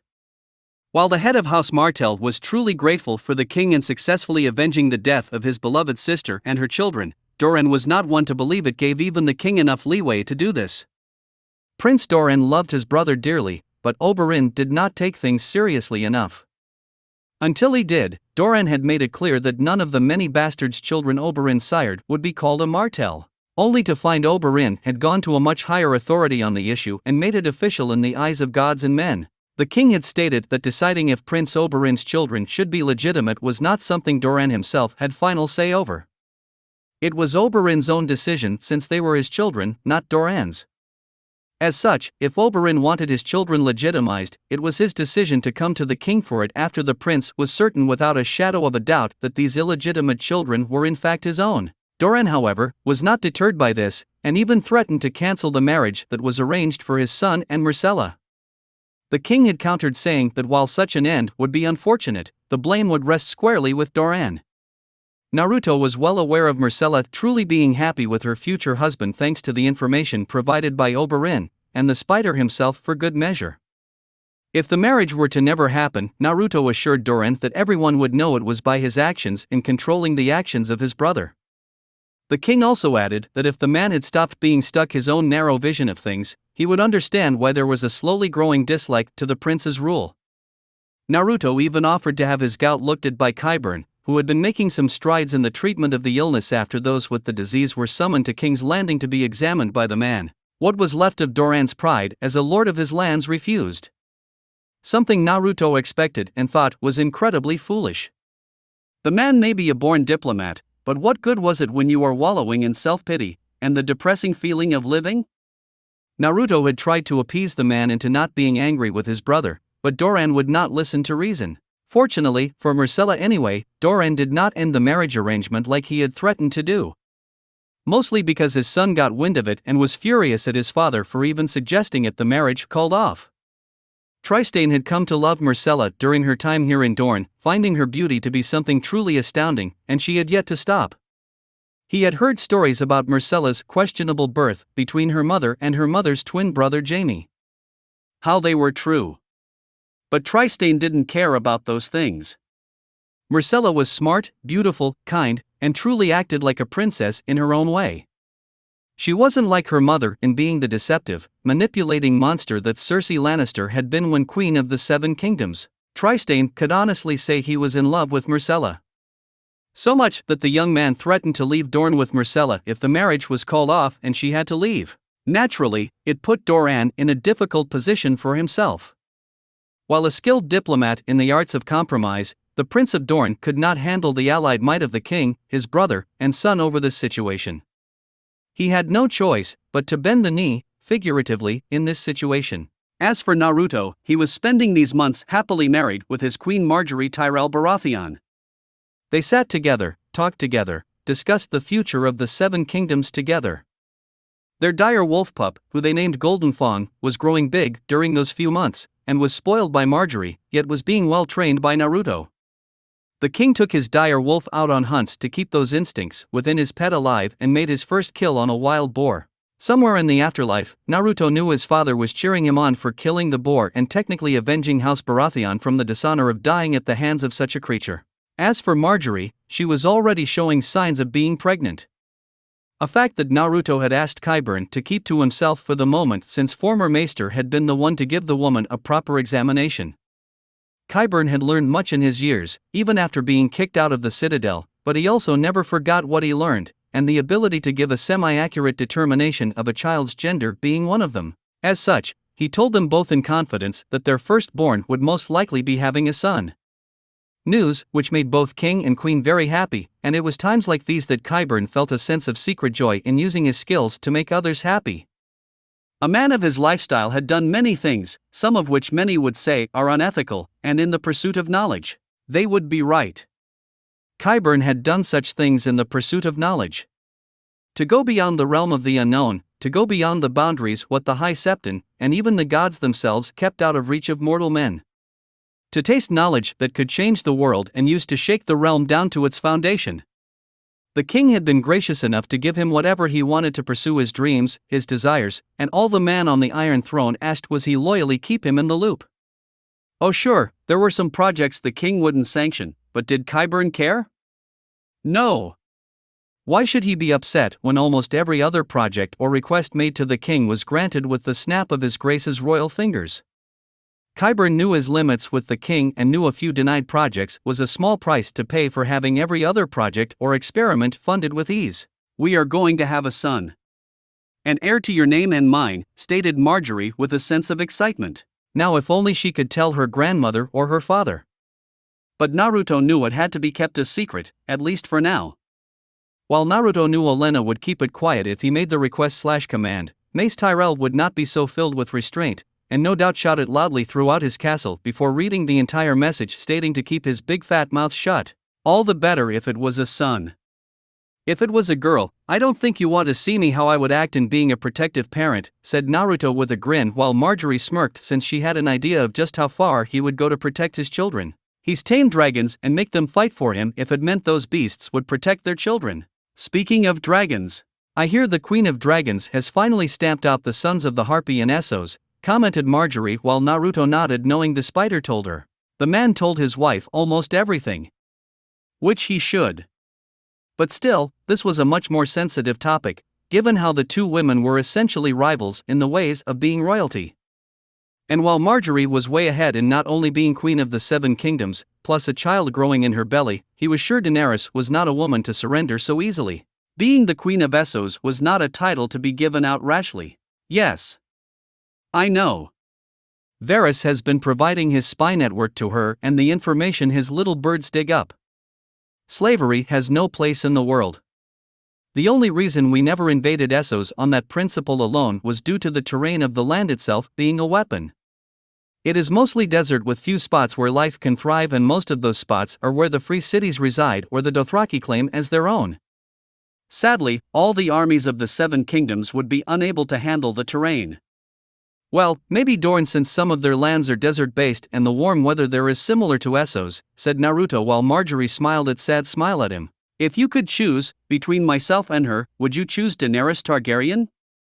Knowing what you do now, would you? Asked Margaery with Naruto frowning. What? No. Margaery, I love you. All of you. When I married you, it was because I love you for you. Not for your house. Not for your house's army. It's political power. I enjoy being with you. You are smart, kind, and you know as well as I do that the people must be happy in order for the Seven Kingdoms to function. Without the people, we have no kingdom, much less seven to work with. You know this and I know this. We complete each other on a level most married couples don't feel until after couple decades of being married. We love each other, Margaery. We also understand each other, and our beliefs regarding the Seven Kingdoms are intertwined. Why would I trade you or what we have for someone I only know by correspondence, answered Naruto while Margaery smiled more, but still some measure of doubt remained, especially where the North was concerned. And the Stark girl, asked Margaery, knowing Sansa would be arriving once again in King's Landing. Sansa is beautiful. I won't lie. If I did, it would make me untrustworthy, and no doubt make you question our marriage with suspicion. She has many qualities you yourself possess, and the gods know we need more like you and her in the world. To keep men like me, Tyrion, and any other pig-headed fool from doing something stupid. If my father had someone like you instead of Cersei for a queen, I guarantee you, he would have been a much better king. You help me stay on the right path, Margaery, and that love will not be replaced by someone else, said Naruto with Margaery was still smiling a sad smile. And yet you have to marry her, countered Margaery with Naruto sighing. Yes. I will eventually. Yes, she will be queen, but not the queen. She will have royal authority, but it can be challenged either by myself or by you. Even if I were to marry Daenerys Targaryen, she would have to comply with such things, regardless if she had 3 fire-breathing dragons at her command, said Naruto with Margaery nodding. Back to the Dragon Queen, she apparently is ready to return home. The fact over half of the ships is filled with Ironborn will not sit well with many here in Westeros. Some may even suspect she will betray us in exchange for claiming the Iron Throne, said Margaery, and she was inclined to believe such speculation since Yara Greyjoy was now leading the Iron Fleet in Essos. I thought she might too. But Varys assures me that won't be the case. Yara Greyjoy has no love for her uncle. The fact Euron Greyjoy killed his brother, her father being one of the main reasons. Granted, no one loved the shit for a Kraken king, but he was still her father. Yara is a Greyjoy, but out of all of them, she has a good head on her shoulders, and has some standards from what Varys has informed me of her, said Naruto, knowing Yara would be a good addition to this alliance with Daenerys Targaryen. She will want something in return for her service if we are to ally the royal fleet with the Iron Fleet from Essos, said Margaery with Naruto nodding. I figured as much given her cooperation with Daenerys Targaryen in all of this mess. I actually spoke to Lord Davos about this, and he is willing to pass down his title as Master of Ships to her when he is no longer able to serve and wishes to retire from service, said Naruto while Margaery was a bit surprised. Many would think that unwise given the Greyjoy's way of doing things, said Margaery while Naruto shrugged. We have several major houses on the small council already, Margaery. Besides, if we don't have an influential member here in King's Landing, we won't be able to keep an eye on them as a whole. Yara is our ally now, but without a reason to stay one, she will turn on us the moment we turn our backs. Being the new Master of Ships in the years to come will ensure she is in a position only a fool would give up, and Yara Greyjoy is anything but a fool, said Naruto, knowing Lord Davos would only be active for so long, as the man was showing he was entering his elderly years, and while still strong, it would not be forever. Naruto wanted to ensure the man handed down his talents with ships to someone who had it in their veins just like he did. Davos's son came to mind as the most natural choice, but the Battle of Blackwater Bay unfortunately took that option away. I see your point. I just hope such a decision will not come back to hurt you or us, said Margaery with Naruto holding her closely. It won't, my dear. I swear upon the old gods and the new. When this is all over with Euron Greyjoy, and even after dealing with the White Walkers, we will have peace. The realms of men will know a new golden age and all will benefit from it, said Naruto with Margaery smiling happily at him. I look forward to that day, my love, said Margaery before she kissed him lovingly on the lips. Iron Islands several months later. How much longer? Demanded Euron Greyjoy, as he walked loudly for all to hear, and all for everyone to, reluctantly, see when they looked at his deformed body. Not that much longer, my lord. The Iron Fleet may not be as vast as you initially desired in terms of size, but it is still a fleet no one can match, said the ship's captain, who had seen the man long enough to develop some form of immunity to looking at Euron without the need to look away, or vomit. Good. We will use what ships we have while making more at the same time and fill each of them with salt slaves that we take from the lands we pillage along the mainland, said Euron Greyjoy while grinning a deformed, yet evil grin. We should be able to do that within the next few weeks, said the captain, but saw the twisted deformed smile turn into a deformed scowl. No. Do it in the next few days. Not weeks. I want us ready to pillage, rape, and plunder within the next few days, or I will throw you overboard with iron weights around your legs, commanded Euron with anger in his voice. He couldn't wait anymore. He had waited long enough. Now was the time. Now! It was time for the Iron Fleet to rise and spread its metal tentacles around the waters to take the lands within his reach. Your Grace! The watchtowers have spotted a fleet approaching. It's the royal fleet of King's Landing, exclaimed an Ironborn runner, who had collapsed on the deck, and was now gasping for breath from running so far to get here.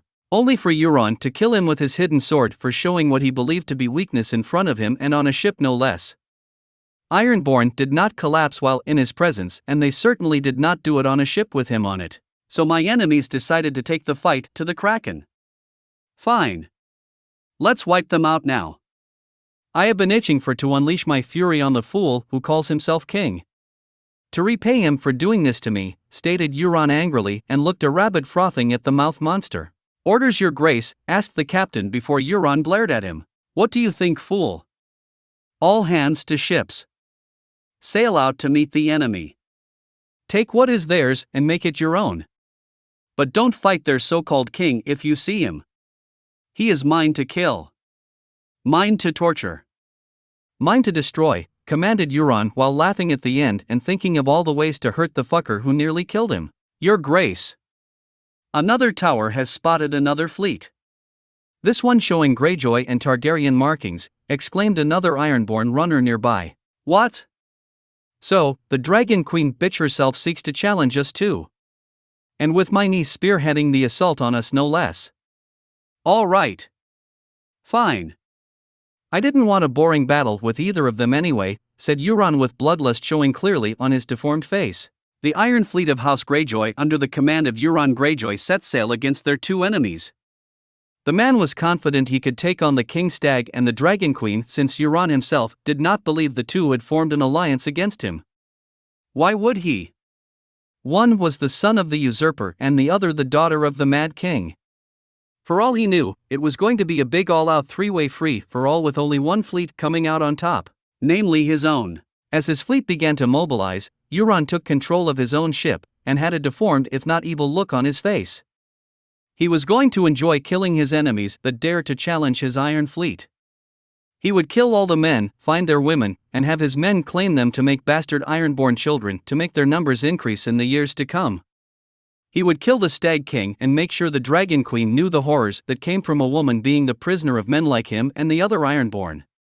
She would be beaten and violated so many times, Euron had no doubts that the bitch would not last a few months before she threw herself off the nearest cliff or drowned herself in the ocean. Either way, he didn't give a shit. The Iron Fleet was unleashed. The Kraken spread its tentacles out and intended to devour all in its path. His musings were ended when a roar was heard in the sky and the man looked up to see three living breathing dragons high in the air. He had heard the rumors, the stories of the Dragon Queen having dragons, calling them her children. He had been around the world and seen so many things most people wouldn't or couldn't believe with their own eyes. As such, he was only slightly startled by the sight of all three of them flying toward him from the very direction the Dragon Queen's Iron Fleet. And riding on top of the biggest one was Daenerys Targaryen herself. Dracarys, came the voice of the Dragon Queen echoing through the sky like a vengeful goddess or even one of the seven. And on command, all three of the woman's dragons unleashed fire upon his Iron Fleet, burning every ship behind Euron's own. The sounds of his men screaming, the feeling of the intense heat behind him, and the smell of things burning flooded the Kraken King's senses. He looked back to see the majority of the ships behind him that had taken weeks, months to build up, along with the men to use them until now, had been destroyed in their entirety. Glaring up at the Dragon Queen and her three shits for dragons she called her children, he watched as the woman flew over the Iron Islands, burning all the harbors to ashes. Not seeing any other course of action, Euron intended to take as many of his enemies down with him before the end. Let the bards sing songs of the Kraken King slaying an army of hundreds, if not thousands before being sent to the drowning god. I'm actually surprised you survived, said a voice behind Euron, who knew was not one of his men, and was surprised it was the king of the Seven Kingdoms himself standing there, surrounded by dead Ironborn men. What by all the gods of the world? How did he get behind me? How did he not see him? How did he kill these men without him knowing? Your Grace, remarked Euron sarcastically while he drew his sword and gripped it as tightly as his deformed hand would allow. Euron Greyjoy. The last male of House Greyjoy. Without you, the only one left to call themselves that is your niece Yara. To be honest, you are actually far more deformed and uglier than even I had expected," commented Naruto while Euron snarled and looked like a beast straight from the pits of the seven hells. "I am going to enjoy killing you. For what you did to my ship. To me. I barely survived, but the gods saw fit to be cruel in their so-called mercy. Before, I could have any woman I wanted whether they were willing or not. Now I can't even get my dick to rise at the sight of one, and any woman who does see me runs too fast to catch them," said Euron while Naruto smirked. "Mercy? I think the gods delivered justice upon you instead of mercy. Every moment you live is a moment of constant pain, agony, and misery. A fitting form of punishment for a man who delivers it to others for his own personal amusement," said Naruto while Euron spat on the ground in front of them. "I'm going to enjoy killing you," remarked Euron before he charged at Naruto. "You talk too much," said Naruto while drawing his sword and sliced the one Euron was wielding like it was nothing. Euron countered this with another sword hidden in the cane he used to help balance out his walking with the peg leg he had. Again, Naruto sliced through, and followed up with a kick to Greyjoy's few remaining ribs his body still had. Though these days, the man's bones were brittle, his years of drinking wine, abusing his body, and of course the state it was in now had reduced the man into a shadow of his former self. Euron skid across the deck, spitting up blood, and drew a long dagger with a serrated edge to it. It was designed specifically to kill people slowly and in a painful fashion. "Die!" exclaimed Euron before he charged at Naruto again. The young king had sheathed his sword and quickly disarmed Euron of his weapon, took it, and rammed the deadly blade into the man's lower torso. Euron let out an unholy cry of pain before being punched in his disfigured face and sending the injured Greyjoy back. The deformed man struggled to stand, spitting up blood, and snarling like an angry rabid demon. Glancing to his left, Euron saw a spear nearby and picked it up before he tried to thrust it at Naruto. The king of the Seven Kingdoms easily dodged the spear thrust, broke the weapon, grabbed the half with the spear point, and jammed it right into the deformed Euron Greyjoy's throat. "You first. And this time, stay dead," said Naruto before kicking the man off the ship and into the sea for the drowning god to take him. Around him, Euron's iron fleet was being destroyed in its entirety. What wasn't burning at the hands of 3 dragons in the air was being attacked and boarded by the allied fleet. Euron's Ironborn were tough, but compared to the combined might of 2 large fleets, and well-trained shipfighters after months upon months of near non-stop preparation, the late Greyjoy's forces didn't stand a chance. Leaping onto another ship, Naruto aided the other allied forces around him, killing the Ironborn loyal to Euron while trying not to kill those that were with Yara. Like his father before him, Naruto loved the thrill of battle and the chaos it brought to a normal life. But unlike his father, Naruto had mastered his bloodlust addiction long ago thanks to his time in the fighting pits of Meereen, having traveled throughout Essos with other cell sword groups, learning from the most skilled swordsmen from Bravos on how to use finesse over brute force. And now he was once more using his training and discipline to keep himself from going on an out-of-control bloody rampage like his old man would have done. The battle was brutal, bloody, vicious on all sides, and even with Euron Greyjoy dead, it seemed the Ironborn under his command were determined to fight to the last man. Not surprising, as they had lost twice under the rule of Balon Greyjoy, and the thought of losing under Euron Greyjoy wasn't something they could stomach. Their pride had been injured not once, but twice, and if they lost here, it would be thrice. The Ironborn Euron had commanded could only stand the loss of their pride so many times and had to prove they were as tough as their reputation stated. Sadly for them, the news of Euron Greyjoy's death would never reach them, nor would most of them know it until much later when defeated. "You would think they would have surrendered by now," commented Jon, having come onto the same ship as Naruto. "They are Ironborn, Jon. They fight until they die." "Well, most of them do anyway," said Naruto while glancing at his distant cousin. Of course, he couldn't call Jon by his actual name. At least not in public, much less in the middle of a fight. To think the man's mother would name his Aegon given the history of that name itself. Still, it was a name Naruto would call the man in private, and around those he trusted not to tell anyone else. Jon, or rather Aegon, understood why and knew the Seven Kingdoms would tear itself apart. For the sake of peace, Jon would be his name, and would be a member of House Stark. Not House Targaryen. And of course, Jon would have no official claim to the Iron Throne, which was fine by Jon since he didn't care for it. To him, the chair was truly a terrifying symbol of power, but it was one that could turn good men into tyrants. It could corrupt the man who sat on it and make them become the very thing they once fought against. Naruto had the strength to sit on the Iron Throne and rule, which the Baratheon proved time and time again since becoming king.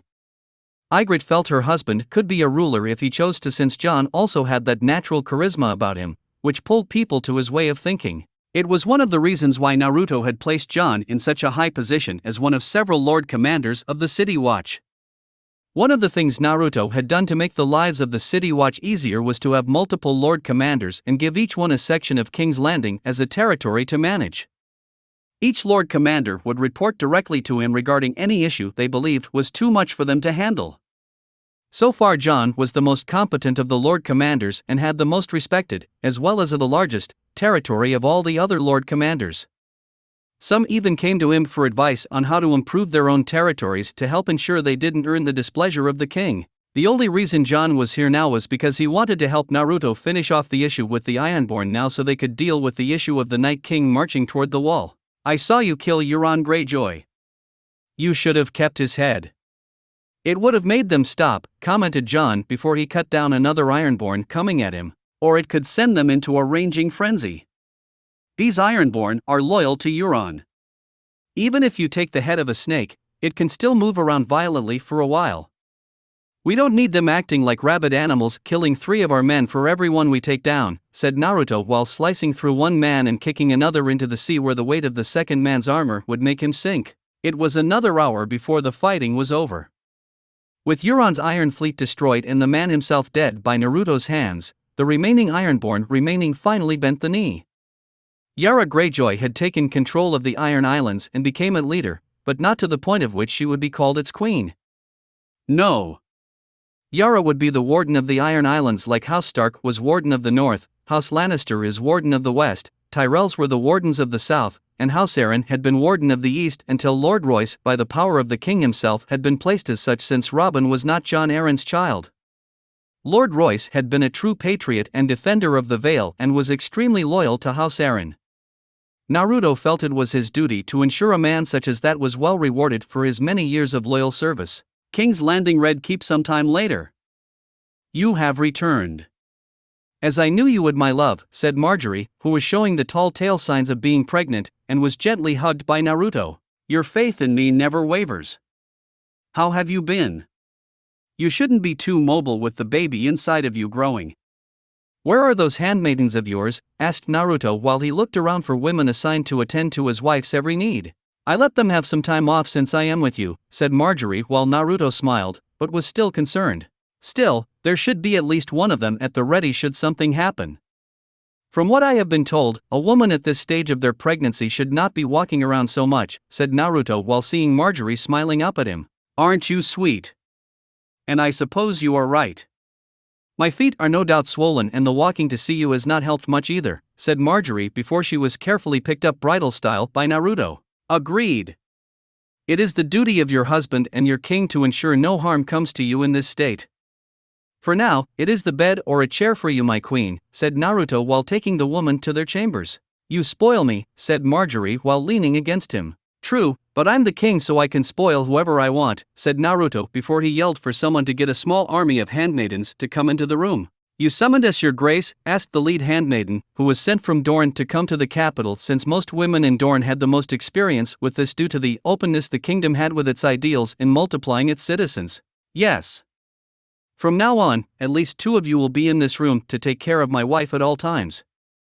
You are to attend to Margaery's every need, every command, wish, and order in regards to helping her get through the pregnancy.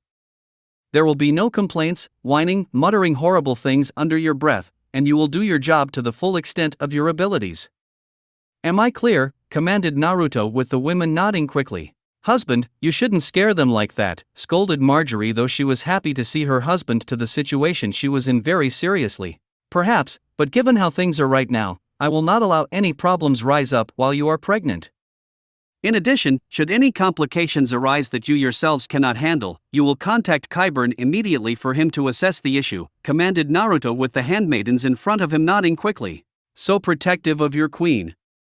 I wish I was the only woman in your life who received such treatment," remarked Margaery, knowing Sansa had arrived in King's Landing about 3 months ago and was spending time with Naruto.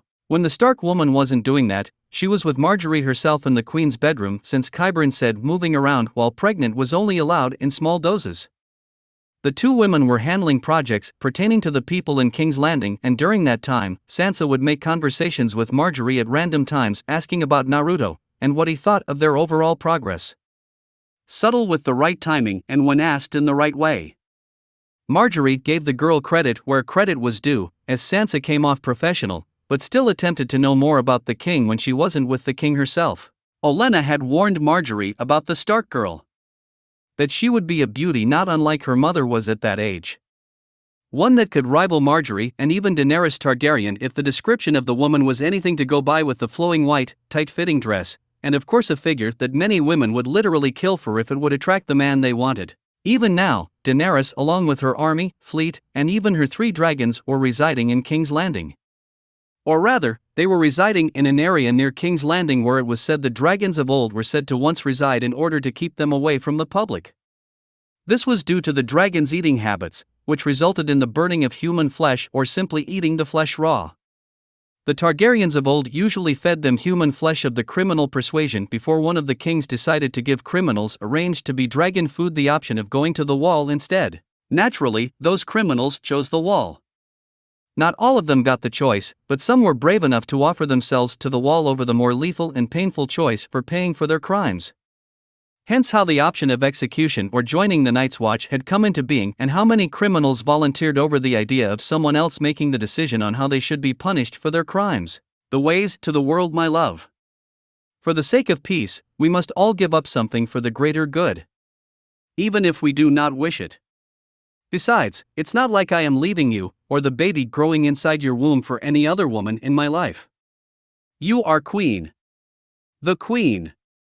If these women don't accept that fact, it's on them, said Naruto before kissing his wife's forehead. Sansa clearly understands and is willing to accept the position as a secondary queen and secondary authority that comes with it when you marry her. She is more accommodating to the idea than I expected her to be when we talked about it. Sansa does not wish to be the cause for any problems that arise from this.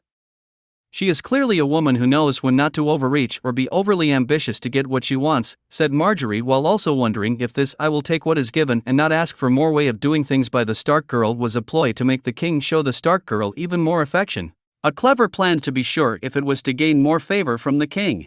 You fear Daenerys Targaryen will be more forceful in her position as queen when I marry her, surmised Naruto with his chin on her shoulder. She has an army, an iron fleet, and 3 dragons, said Margaery, with Naruto laughing at her examples of how the Dragon Queen could demand so much. True, but the people are still cautious of her. She brought a foreign army here. Her fleet is mostly made up of Greyjoy ships, which no one likes given they are Greyjoys. As for the 3 dragons, well, they are kind of interesting, said Naruto, with Margaery giving his shoulder a smack for that last part. You are horrible, remarked Margaery, with Naruto snickering. Hardly. Besides, we don't need to worry about Daenerys doing anything rash. Those who advise her would say it is wrong and convince the woman to not do anything hostile to the people of Westeros.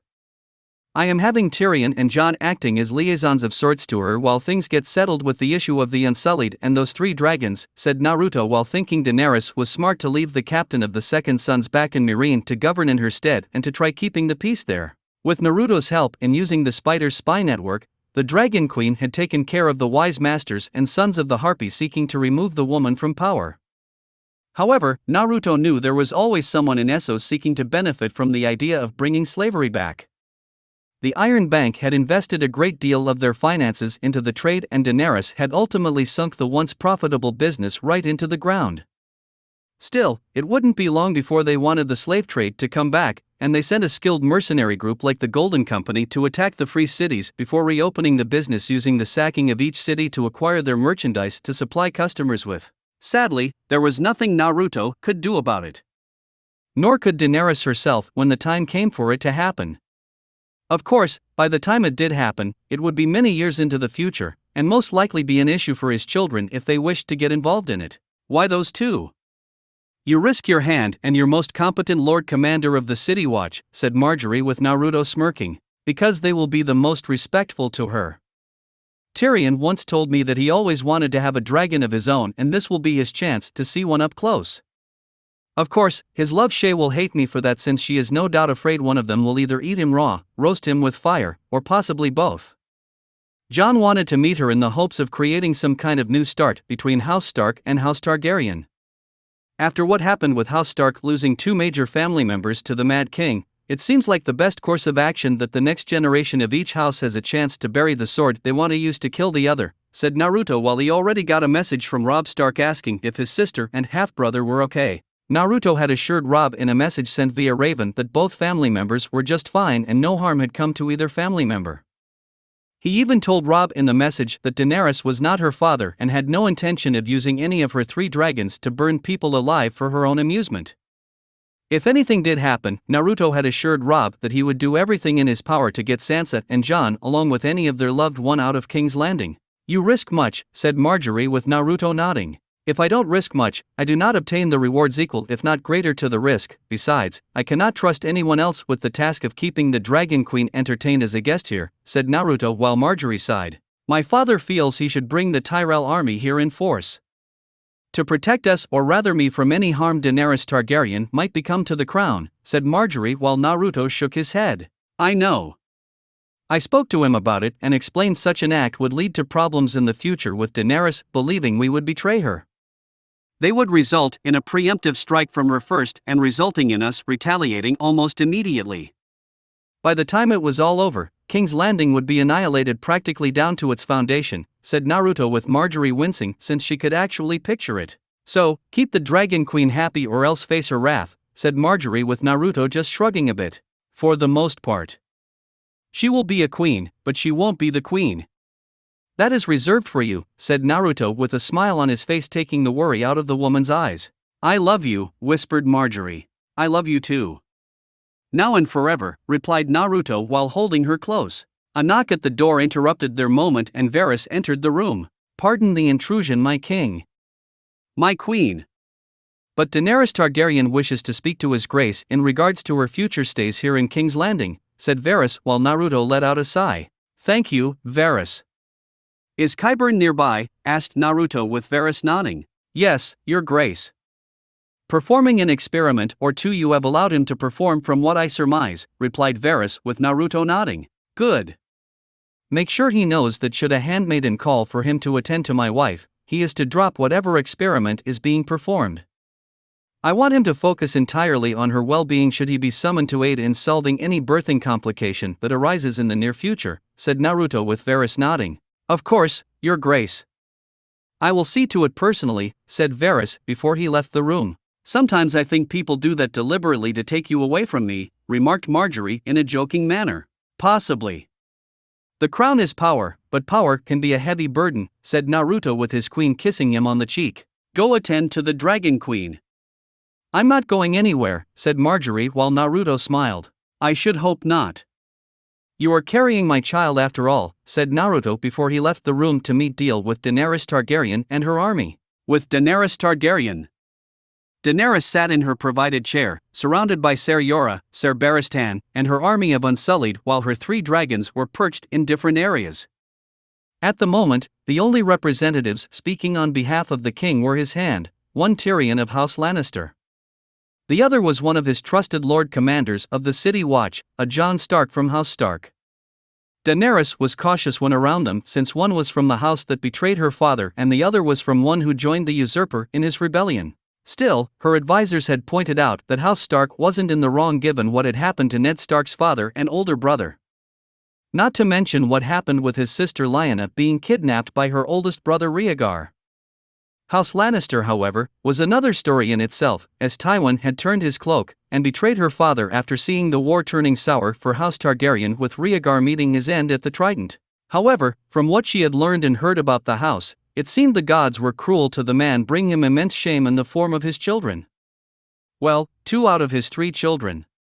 Where the one near her had been the source of Tywin's immense shame, he was now the source of his immense pride, while the other 2 offspring of the old lion were in their little brother's place. Cersei had shamed her house and father by fucking her twin brother Jaime the Kingslayer Lannister and later her first cousin Lancel Lannister, with the former being the father of her 3 children. Daenerys could only imagine how angry Tywin had been when he learned the perverted truth. His eldest son was a failure as a man despite having every advantage. His daughter had married the usurper, sired one child with him, which she threw away, and the other 3 were born of incest. 2 of the 3 apparently being nice, while the third, Joffrey, had been a real monster in the making had he kept on ruling. As a result, Jaime Lannister would soon be at the wall in a few years with his cousin Lancel, and Cersei herself was dead along with her mad son Joffrey. She would have preferred they were all devoured by her dragons as a means of getting justice for her house, but Daenerys suspected it would be frowned upon by everyone in Westeros. Still, the Dragon Queen would take what justice was available to her, and not press the issue when it was not worth pressing. "Much has changed since we were both here in King's Landing," commented Yara with Ser Barristan nodding. "Aye, it has changed. For the better. I was able to walk in King's Landing earlier. The streets are cleaner, the air is more breathable, and the people are safer than they were in years. Even when the Mad King sat on the Iron Throne, he made sure the city stayed in good condition. When Robert Baratheon was king, the city went into a state of decay, and it showed as the years went by. People went hungry, got sick, the once clean streets were becoming filthy and decaying," said Ser Barristan while his mind drifted to the past when the kingdom changed hands from Targaryen to Baratheon. "Now she thrives under the rule of Robert's son. I hear his grace intends to legitimize his half-brother Gendry soon," said Ser Jorah with Ser Barristan nodding. "Aye. I met the boy when he worked on the Street of Steel. He did good work on some of the armor made in his master's shop," said Ser Barristan while deciding to keep out that his armor was handled by Gendry when it was occasionally dented or damaged in some manner. "I trust we won't be waiting much longer," asked Daenerys while she stared at Tyrion and Jon with calm, yet eager eyes. "Not for much longer, your grace. I sent word that you wished to speak to the king about your time in King's Landing in setting terms," said Tyrion while seeing Jon was giving the 3 dragons a glance like everyone else did. "I never thought I would see a living, breathing dragon. Let alone 3, remarked Jon while Tyrion nodding in agreement. "I wanted one for my name day when I was just a boy. One of my uncles asked me what I wanted. I said a dragon. It didn't have to be a big one. I didn't care about the height of the dragon. It could fit in the palm of my hand. My father had the delightful pleasure of telling me that my name-day wish would never be granted because the last dragon died out 100 years ago. I cried myself to sleep that night," commented Tyrion with Jon wincing at how cruel Tywin had been to his youngest son. "I bet you are glad he was proven wrong," remarked Jon while Tyrion smirked. "Indeed. And look how big they are. Not as big as Valyrian the Black Dread had been in his time, but still quite the impressive entities worthy of the ancient stories," said Tyrion with Jon nodding. "No argument there. Part of me wonders if this is a dream played by the gods," said Jon with Tyrion smirking. "If this were a dream, I would ask the gods to surround me with a small army of naked women who all look like Shay," said Tyrion while Jon smirked back. "I'll be sure to tell her about that dream of yours the next time I see her," said Jon while Tyrion grimaced. "Please don't. Shay tends to take things a tad out of context and no doubt try to castrate me for it," said Tyrion while Jon laughed. "And I'm sure it would make a lovely song for the bards to sing. The Lannister dwarf running naked in the streets trying to avoid his angry woman attempting to turn him into a eunuch," said Jon while Tyrion sighed at the words and the picture of it in his mind. "You have been around Bronn too much," remarked Tyrion while Jon laughed harder. "I think it is good for Jon. He has been a proper and polite young man all his life. Having a little crass to him helps balance things out," said Naruto while appearing with some of the Kingsguard. "Your grace," said Jon before he hugged the man in friendship before he walked over to the Dragon Queen herself. "Daenerys of House Targaryen. Daughter of the Man King. Sister of the Bard Prince Rhaegar Targaryen. Mother of Dragons.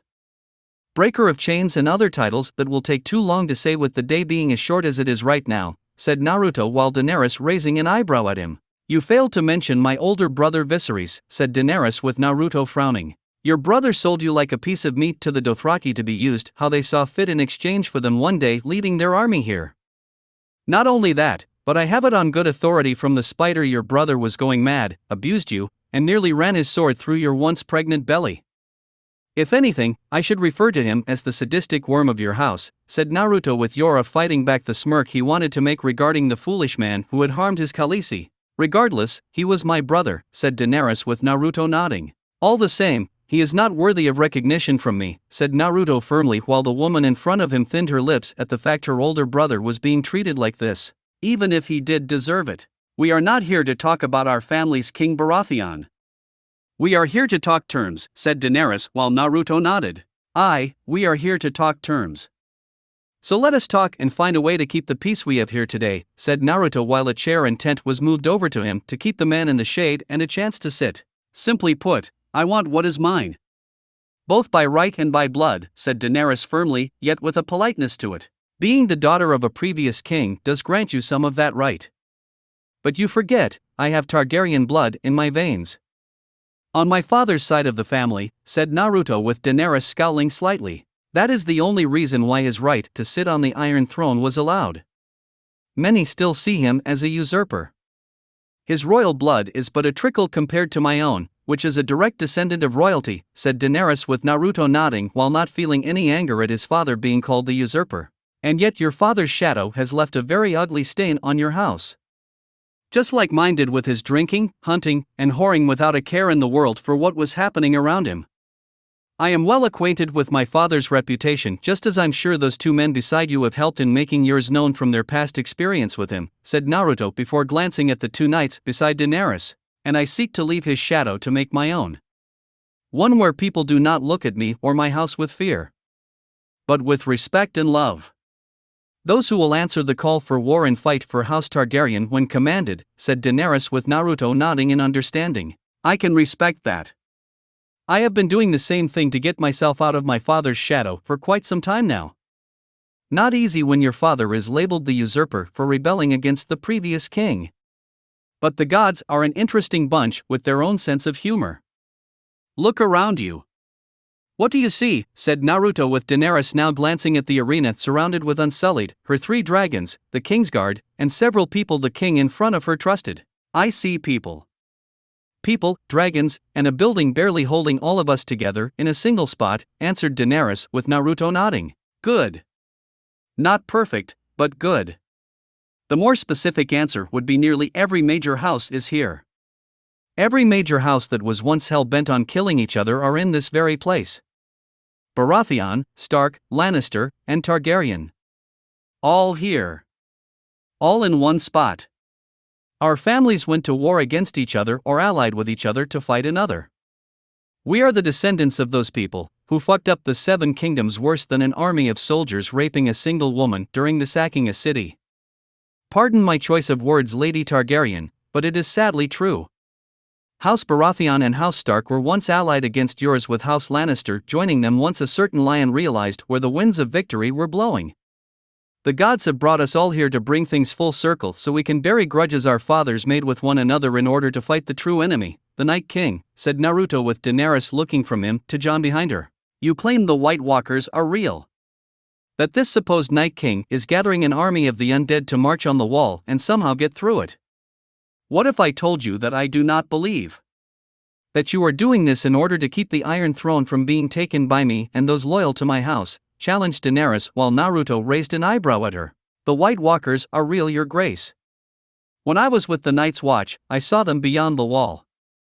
I saw one of them take a bastard son of the bastard known as Craster. It was being taken as an offering to them. For what I cannot say, for I do not know, but what I do know is Lord Commander Mormont himself knew about it, said Jon with Yora's eyes widening in surprise when hearing this about his father. There is also the wildlings I allowed to come over the wall to live in Dragonstone. Do you really think I would let them come over here unless there was a damn good reason? They saw the White Walkers, the Night King, and the army of the undead marching all the way through the north for a single purpose. To take down the wall and destroy all the realms of men, down to the last child, said Naruto while seeing Daenerys look him right in the eyes and showed her that he was not lying. Say I believe you. Say we all unite together, beat the Night King, his army, and anything under his command. What happens next? Between us? Between our houses, questioned Daenerys with Naruto sighing. We both know you taking the Iron Throne away from me now would be foolish. Yes, you have an army. Yes, you have 3 dragons. But you do not have the support of the people. People would rebel against you. They would label you the usurper, and in some cruel twist of irony, they would be right. When I became king, I fought for the people, helped the people in King's Landing, restored the entire city with a population of well over 1 million people back to its former glory, and brought stability back to the 7 kingdoms by the wrongs our fathers left behind. You have been in Essos freeing the slaves from the wise masters and building a fanatical army of loyal people who were once those slaves. Personally, I feel you did the world a great deed that cannot match on that side of the world. But if you bring that army here just to take the Iron Throne, the people will see you as an invader. You have the royal blood from a king of Westeros, but you have been in Essos almost all your life. Granted, so was I, but I was here for the first 4, and learned to keep an open mind about things. Hence why I want to keep an open mind about our situation in keeping the peace and stopping the Night King, said Naruto with Daenerys grimacing since Ser Yara and Ser Barristan told her the same thing. The only way people would accept me as their queen here would be through marrying you, said Daenerys with Naruto nodding. That is normally the case, answered Naruto with Daenerys frowning further and was looking down slightly. Only you are married now and to Margaery of House Tyrell, countered Daenerys with Naruto nodding. I am, answered Naruto with Daenerys looking up at him. I also hear you plan to marry Lady Sansa of House Stark, said Daenerys with Naruto once more nodding. House Targaryen started that little tradition ages ago when the head of your house had come to believe that with more of the family bloodline running around, the better chance of the house as a whole would outlive all the others. Naturally, to make this happen, he took wife after wife of any woman who caught his fancy, and proceed to, well, populate House Targaryen with our own small army of offspring. Since you are a Targaryen and I have some of your house's blood running through my veins too, it seems only right to use such a means to keep the peace, said Naruto with Daenerys looking him right in the eyes with his words running through her silver hair. And my authority as queen? Asked Daenerys while Naruto smirked. While you would be a queen, no question there. I'm afraid that my first wife Margaery would be considered the queen. The one among you, Sansa, and herself who will have the final say when giving orders when I am not around. I know you feel being the queen is something you want, but make no mistake, she already in that position, and my wife had no intention of giving it up. Nor will I have her give it up. Besides, she isn't one to flaunt her authority around over people in an overbearing way like my mother did when she was queen. Margaery is a caring woman and will treat you with respect as long as the respect is returned, said Naruto with Daenerys thinking things over in her mind. I wouldn't be the queen I wish to be in this case. But even still, perhaps sharing the title wouldn't be entirely too bad if what the king says is true. Plus, the Stark girl is said to be another woman who will marry him and have the title. Clearly a political maneuver to keep the North loyal to the crown in the long run from what Ser Yara told me. Still, it wouldn't be happening unless House Stark trusted the king, if not the current queen, to be kind to Sansa when the time came for her to marry, thought Daenerys while considering her options. What about the Unsullied? The 3 dragons? Ser Barristan and myself, asked Yara while seeing the Baratheon king focus on him. If you mean am I going to have the Unsullied army disbanded, the answer is no. From what Tyrion told me about the history of dragons, they do not thrive in captivity. So, they can fly around free, but they will need to keep their tendency for burning and eating human flesh in check. I'll leave that task to their mother. As for you and Ser Barristan, I wish to apologize to the latter first for not arriving in King's Landing sooner. You should have never been dishonored like that after your years of faithful service to the crown.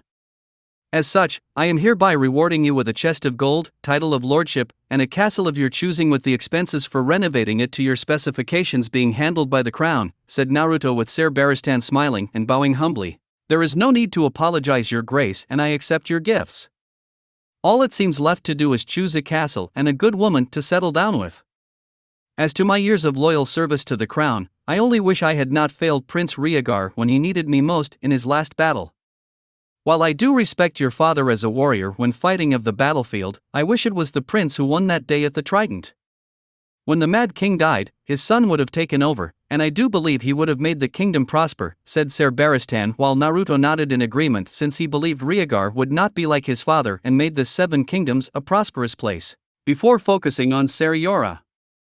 Officially, the man had sided with Daenerys Targaryen in her quest to take back the Iron Throne. Unofficially, he was, or rather had been, a spy for the crown on the Dragon Queen's activities. Naruto knew he could expose the man since Varys had revealed the man had broken ties with the crown and sided with Daenerys, but kept his involvement as a spy a secret from her. But Naruto wasn't going to do that to the man, who lost everything, including his father, and was now back to make things right. So, Naruto would give the man a chance to continue his quest for redemption. As for you, Ser Yora, I hereby pardon you for your past crimes. You have earned your redemption and the forgiveness of the crown for what you did. I will even allow you to become a member of the Kingsguard to continue your service to Daenerys Targaryen.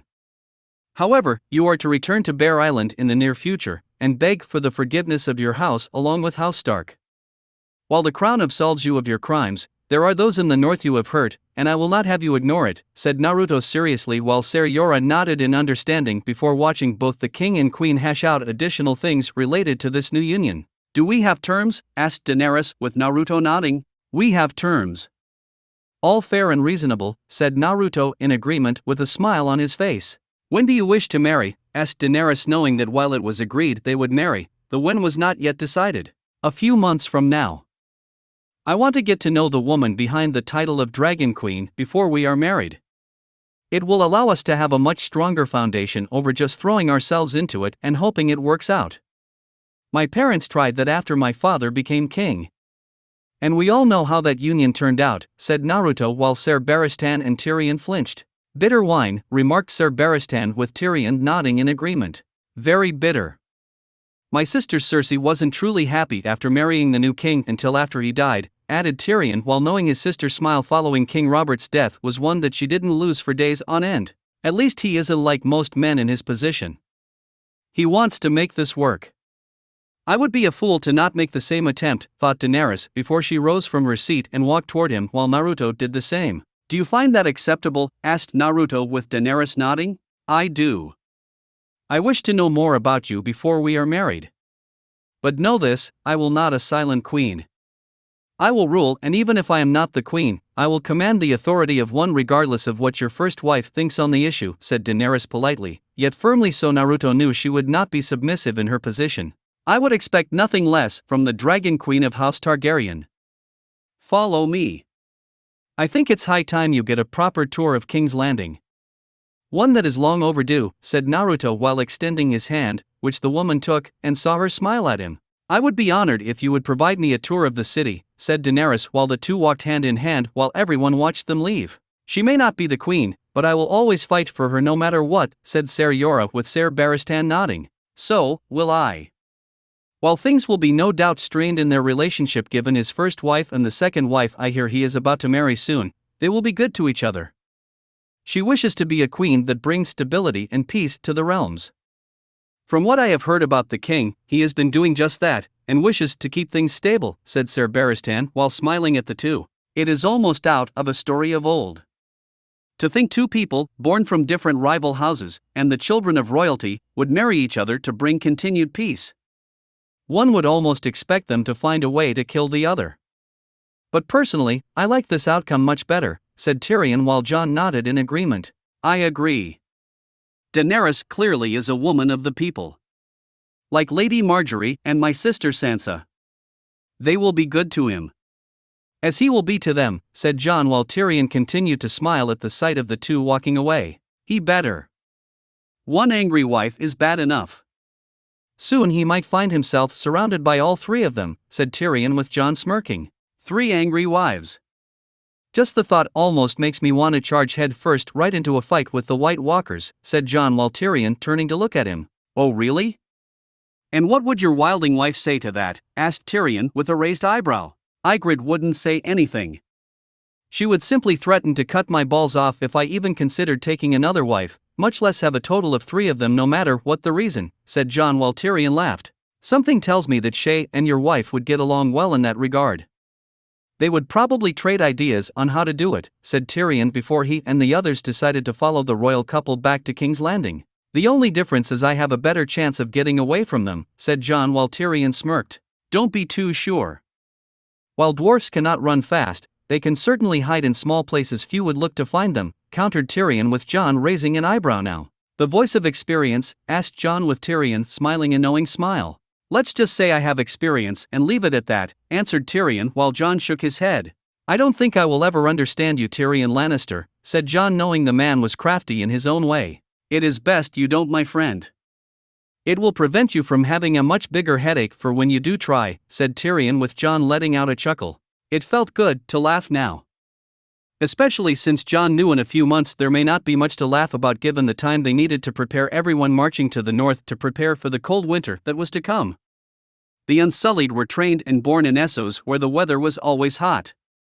If they were to help fight against the White Walkers, furs along with other materials meant to keep warm would be needed for this campaign, not to mention finding out where they could get dragonglass to slay the enemy that was to come. Chapter 15: A New Dawn. The army of the Seven Kingdoms marched to the wall with a purpose. An army made up of countless houses from all over the Seven Kingdoms. From all over Westeros, this ever-massive army marched, all united under the Baratheon banner of the Stag, and being led into battle by King Naruto himself. Many felt he should stay behind, given his position as royalty, and the king with his son and heir Prince Minato Baratheon being only a few months old. But Naruto wouldn't hear of it. He was the king and the ruler of the Seven Kingdoms, with his responsibility being the safety of the realms of men. "What is the point of being king and ruling over the Seven Kingdoms if I can't physically act on my responsibilities when they matter most? A king should be ready to give his life for the realms just like every knight is sworn to do when called upon to serve." Those had been his words, and they were spoken with a level of finality that made all of the protest go moot. Naruto did, however, make Gendry, now legitimized for some time now, Baratheon the next in line to be regent until Minato came of age, and was ready to rule as king. Not that such a decree would stop Gendry from joining the king in battle, as their shared father's Baratheon blood screamed in the slightly younger man's veins to fight in the war to come. The White Walkers didn't care if you were royalty, small folk, heir to a noble house, or a bastard with a tavern wench for a mother. They came to kill everyone and everything in their line of sight, no matter what your age, gender, status, or rank in life. Like Naruto, if Gendry could not fight for the living, he wasn't worthy of the blood in his body that was Baratheon, or being the king's brother. Even Shireen had been active in the preparing for the war with the White Walkers, using the sharpness of her mind. The daughter of Stannis Baratheon felt the knowledge to fight the White Walkers was stored in the Citadel, where all forms of ancient knowledge was recorded. If the White Walkers had been repelled once before, the knowledge of how was no doubt recorded by the maesters of that time. Fortunately, Sam Tarly was already at the Citadel to learn how to be the next maester of the Night's Watch after Maester Aemon died peacefully in his sleep not too long ago. And sure enough, the answer to their questions about the White Walkers were answered with one word: Dragonglass. According to the book Sam found, the obsidian-colored material had the power to kill White Walkers and their undead slaves. And as luck would have it, there was an abundance of the stuff right under Dragonstone. Another possible weapon to use against the White Walkers came in the form of Valyrian steel, with some mentions of the metal being used back in those times when fighting such evil. But since the metal was so rare, rarer than even dragonglass at the time, it had been exceedingly difficult to make into weapons. Only later, when more pockets of the metal were found and used to make swords, did the war turn more in favor of men over the White Walkers. Add the fact dragons were said to be another crucial ally thanks to House Targaryen at the time, having quite a few of them under their command. Fire was one, if not the main weapon used to take them out, but dragon's fire was another level of the element that was far more spreading, and difficult to put out over usual fire. Not only that, but a dragon had the power to fly, and can attack from on high at a safe distance, provided the White Walkers didn't have anything in their possession capable of taking down a dragon. That would just suck. Thank you for everything you have done, brother. I can never truly repay you for this, said Gendry while they were on horseback heading north to the wall with the army, their father's war hammer strapped to Gendry's horse for him to use. You are my brother Gendry. My family. Like Shireen. I won't abandon my family to the dark cruelties this world can produce, replied Naruto while they got closer to the wall. You are a better man over most, said Gendry while Naruto smirked. Only in certain aspects. You deserve some credit with your skills with a forge, helping in the refinement of the dragonglass to the point where we could mix its properties into our swords that are not Valyrian steel. Now, when we slice through the undead, they will stay undead, and so will all the White Walkers when we get in striking distance of them, said Naruto with Gendry nodding, since it was true. To think it took us several years of preparations to prepare for this moment, remarked Gendry while Naruto smiled slightly. Fortunately for us, the White Walkers have been taking their time in gathering their full strength to march on the wall. This gave us plenty of time to prepare our full strength to properly combat them and to plan things out so their strength counts for nothing, said Naruto, knowing it would take years of gathering men, weapons, supplies, and training to get these men ready for cold the North created. I just hope the undead are the only thing the White Walkers have in their army. Do you think the old stories of giant ice spider is true? Asked Gendry, with Naruto shrugging. Hard to say. Maybe. But I doubt they have any in their army now. Where would they get any? The one weakness the undead have is they can't replace what they lose if they don't kill anything. Which is why the wall has worked for so long until now. The army of the dead can't replenish its numbers without killing those of us among the living, and that has to be done by the Night King or one of the other White Walkers with him, said Naruto, since the knowledge of the White Walkers in the past had been quite fruitful in their own understanding of these monsters. Meaning we just have to make sure very few of us die in this battle so the Night King can't replenish his numbers, commented Jon when he got close enough to them. Agreed. But it won't be easy. Even with our army and the advantages we have obtained to fight them, there is a chance of us losing, said Naruto, grimly knowing that being an idealistic person here was not possible since they were going up against an enemy that defied even death itself. Scary thought. We won't lose, brother. Everyone here knows what is at stake. Losing or surrendering to the White Walkers is not an option, said Gendry, while Naruto smirked at the conviction in the slightly younger man. I know. Which is why every able man is here to fight. Even some of the elderly among our troops are willing to fight once more. I just hope they can handle the strain that is being forced on them, said Naruto hopefully. They would never forgive themselves if they didn't try. Some of them are old enough to remember battles and tactics used in previous wars. They make good commanders, said Jorah Mormont, with Naruto nodding. The key is to keep the wall standing and repel the invasion of the undead. If we can do that, we will win. But I fear casualties will still be high, said Naruto, knowing the risk of dying in battle was always high for any side of a war, even if one side had the strategic advantage. At least Naruto hoped they had the strategic advantage. If the stories about those ice spiders are true, holding the line might be far more difficult to manage, said Robb Stark while they approached Eastwatch of the wall. You sure this is where they will come? Asked Naruto to Ser Beric Dondarrion, who nodded. The flames were quite clear, Your Grace. The Lord of Light showed us this point where the White Walkers would march on the wall. Between the three main castles, Eastwatch is considered the weakest. If the enemy does know anything about tactics, they will strike the weakest point in any defense with just the right amount of pressure, said Ser Beric Dondarrion calmly while staring up at the wall. I know I would, said Sandor Clegane, since he knew as well as anyone that when you want to break through a defense, you hit the weak spot, hard. Very hard. I have been sending supplies and men to the wall in the last few years, as has every other part of the Seven Kingdoms. Sadly, most of them have never wielded a sword in their life. Some have, but not for the greatest of reasons. Not to mention dealing with a few deserters, who would rather flee over fighting for the realm doesn't help us either, said Naruto, knowing some men had deserted instead of risking their life to defend the realms from the White Walkers. Naturally, they were all caught before they could successfully get away, and were all put to the sword. A man's fear can be overpowering at times, Your Grace. It makes us do irrational things we know should be doing, but we do in a belief it will extend our life, said Ser Beric Dondarrion while Naruto nodded. True. I just wish people had more common sense these days, said Naruto with a sigh, with his breath showing as a result. Common sense isn't for everyone, Your Grace. If everyone had common sense, the world would know a peace that would last 1,000 years, said Ser Barristan while Naruto nodded in agreement. True. Remind me to find a way for everyone to learn common sense should we survive this, said Naruto while Ser Barristan smirked. I will certainly try, Your Grace. Provided I survive this, said Ser Barristan while he was hoping to survive this war. The massive army soon prepared themselves for the defense of the wall and Eastwatch from the invasion of the White Walkers.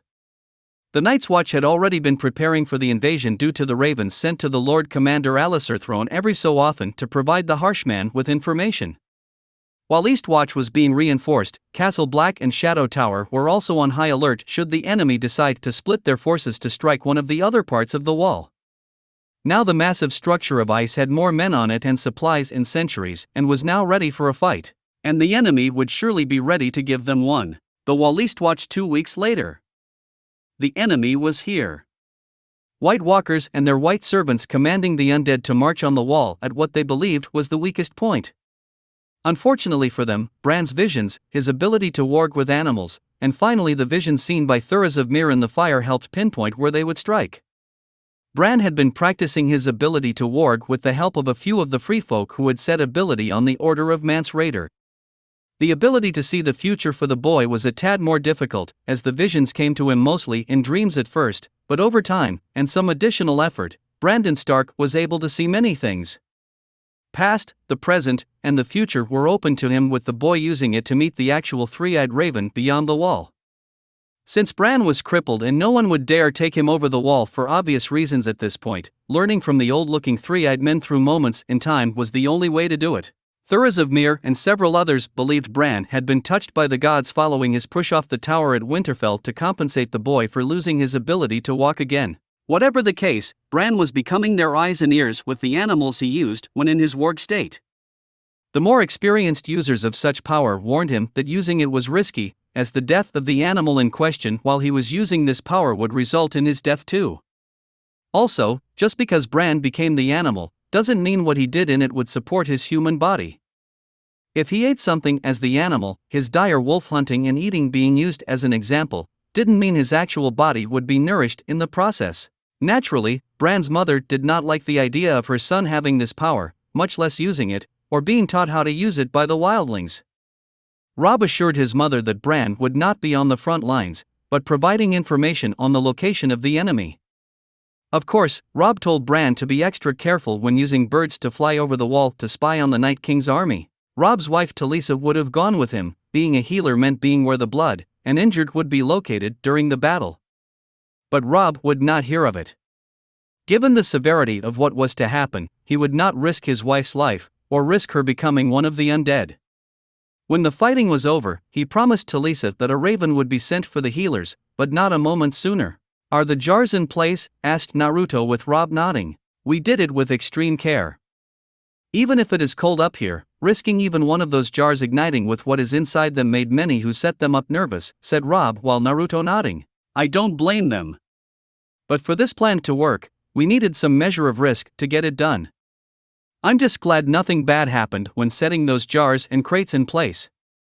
The last thing we need is our plan revealed too soon along with the casualties we would have endured if they ignited," said Naruto while seeing the crates and jars around them all in key positions while slowly pouring the contents from some of the jars onto the ground until one single jar was placed near the wall, but not too near it, for its purpose. "You and me both." Fortunately, the pyromancers from the Alchemist Guild were itching to use what we had against the White Walkers. Taking them with us to set things up was a smart thing too. "Who better to handle that part of the cargo, much less prepare it on the battlefield ahead of time," remarked Jon Stark while he had given those contents a wide space and told everyone else to do so too. When Mance Rayder and the other free folk with them asked about it, Jon explained what wildfire was, and it was extremely sensitive to the slightest touch.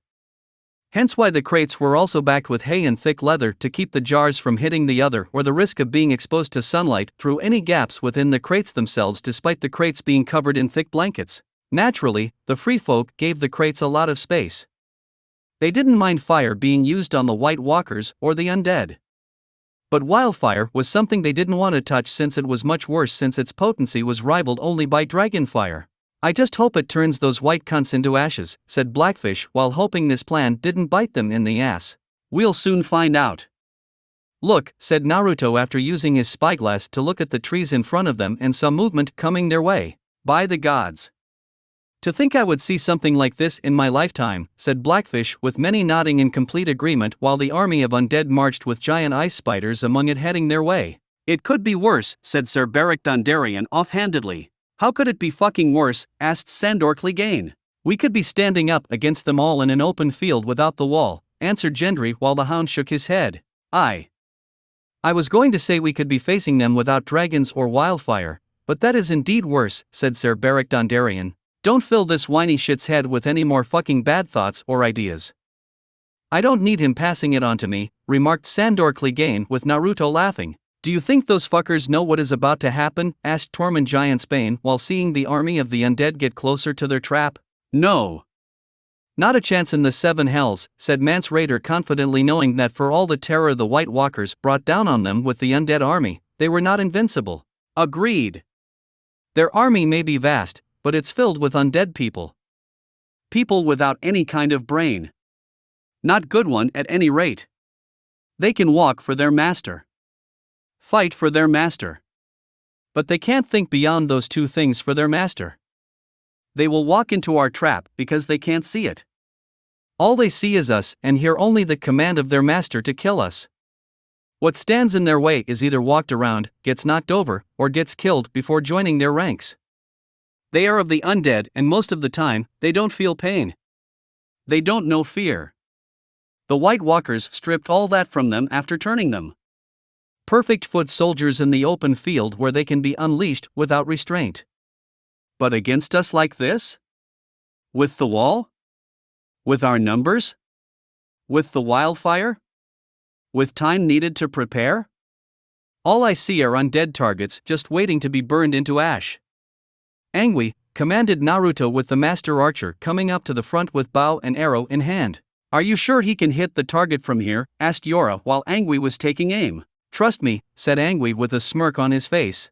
I will, if you can hit the jar, said Yara with Angry's smirk increasing.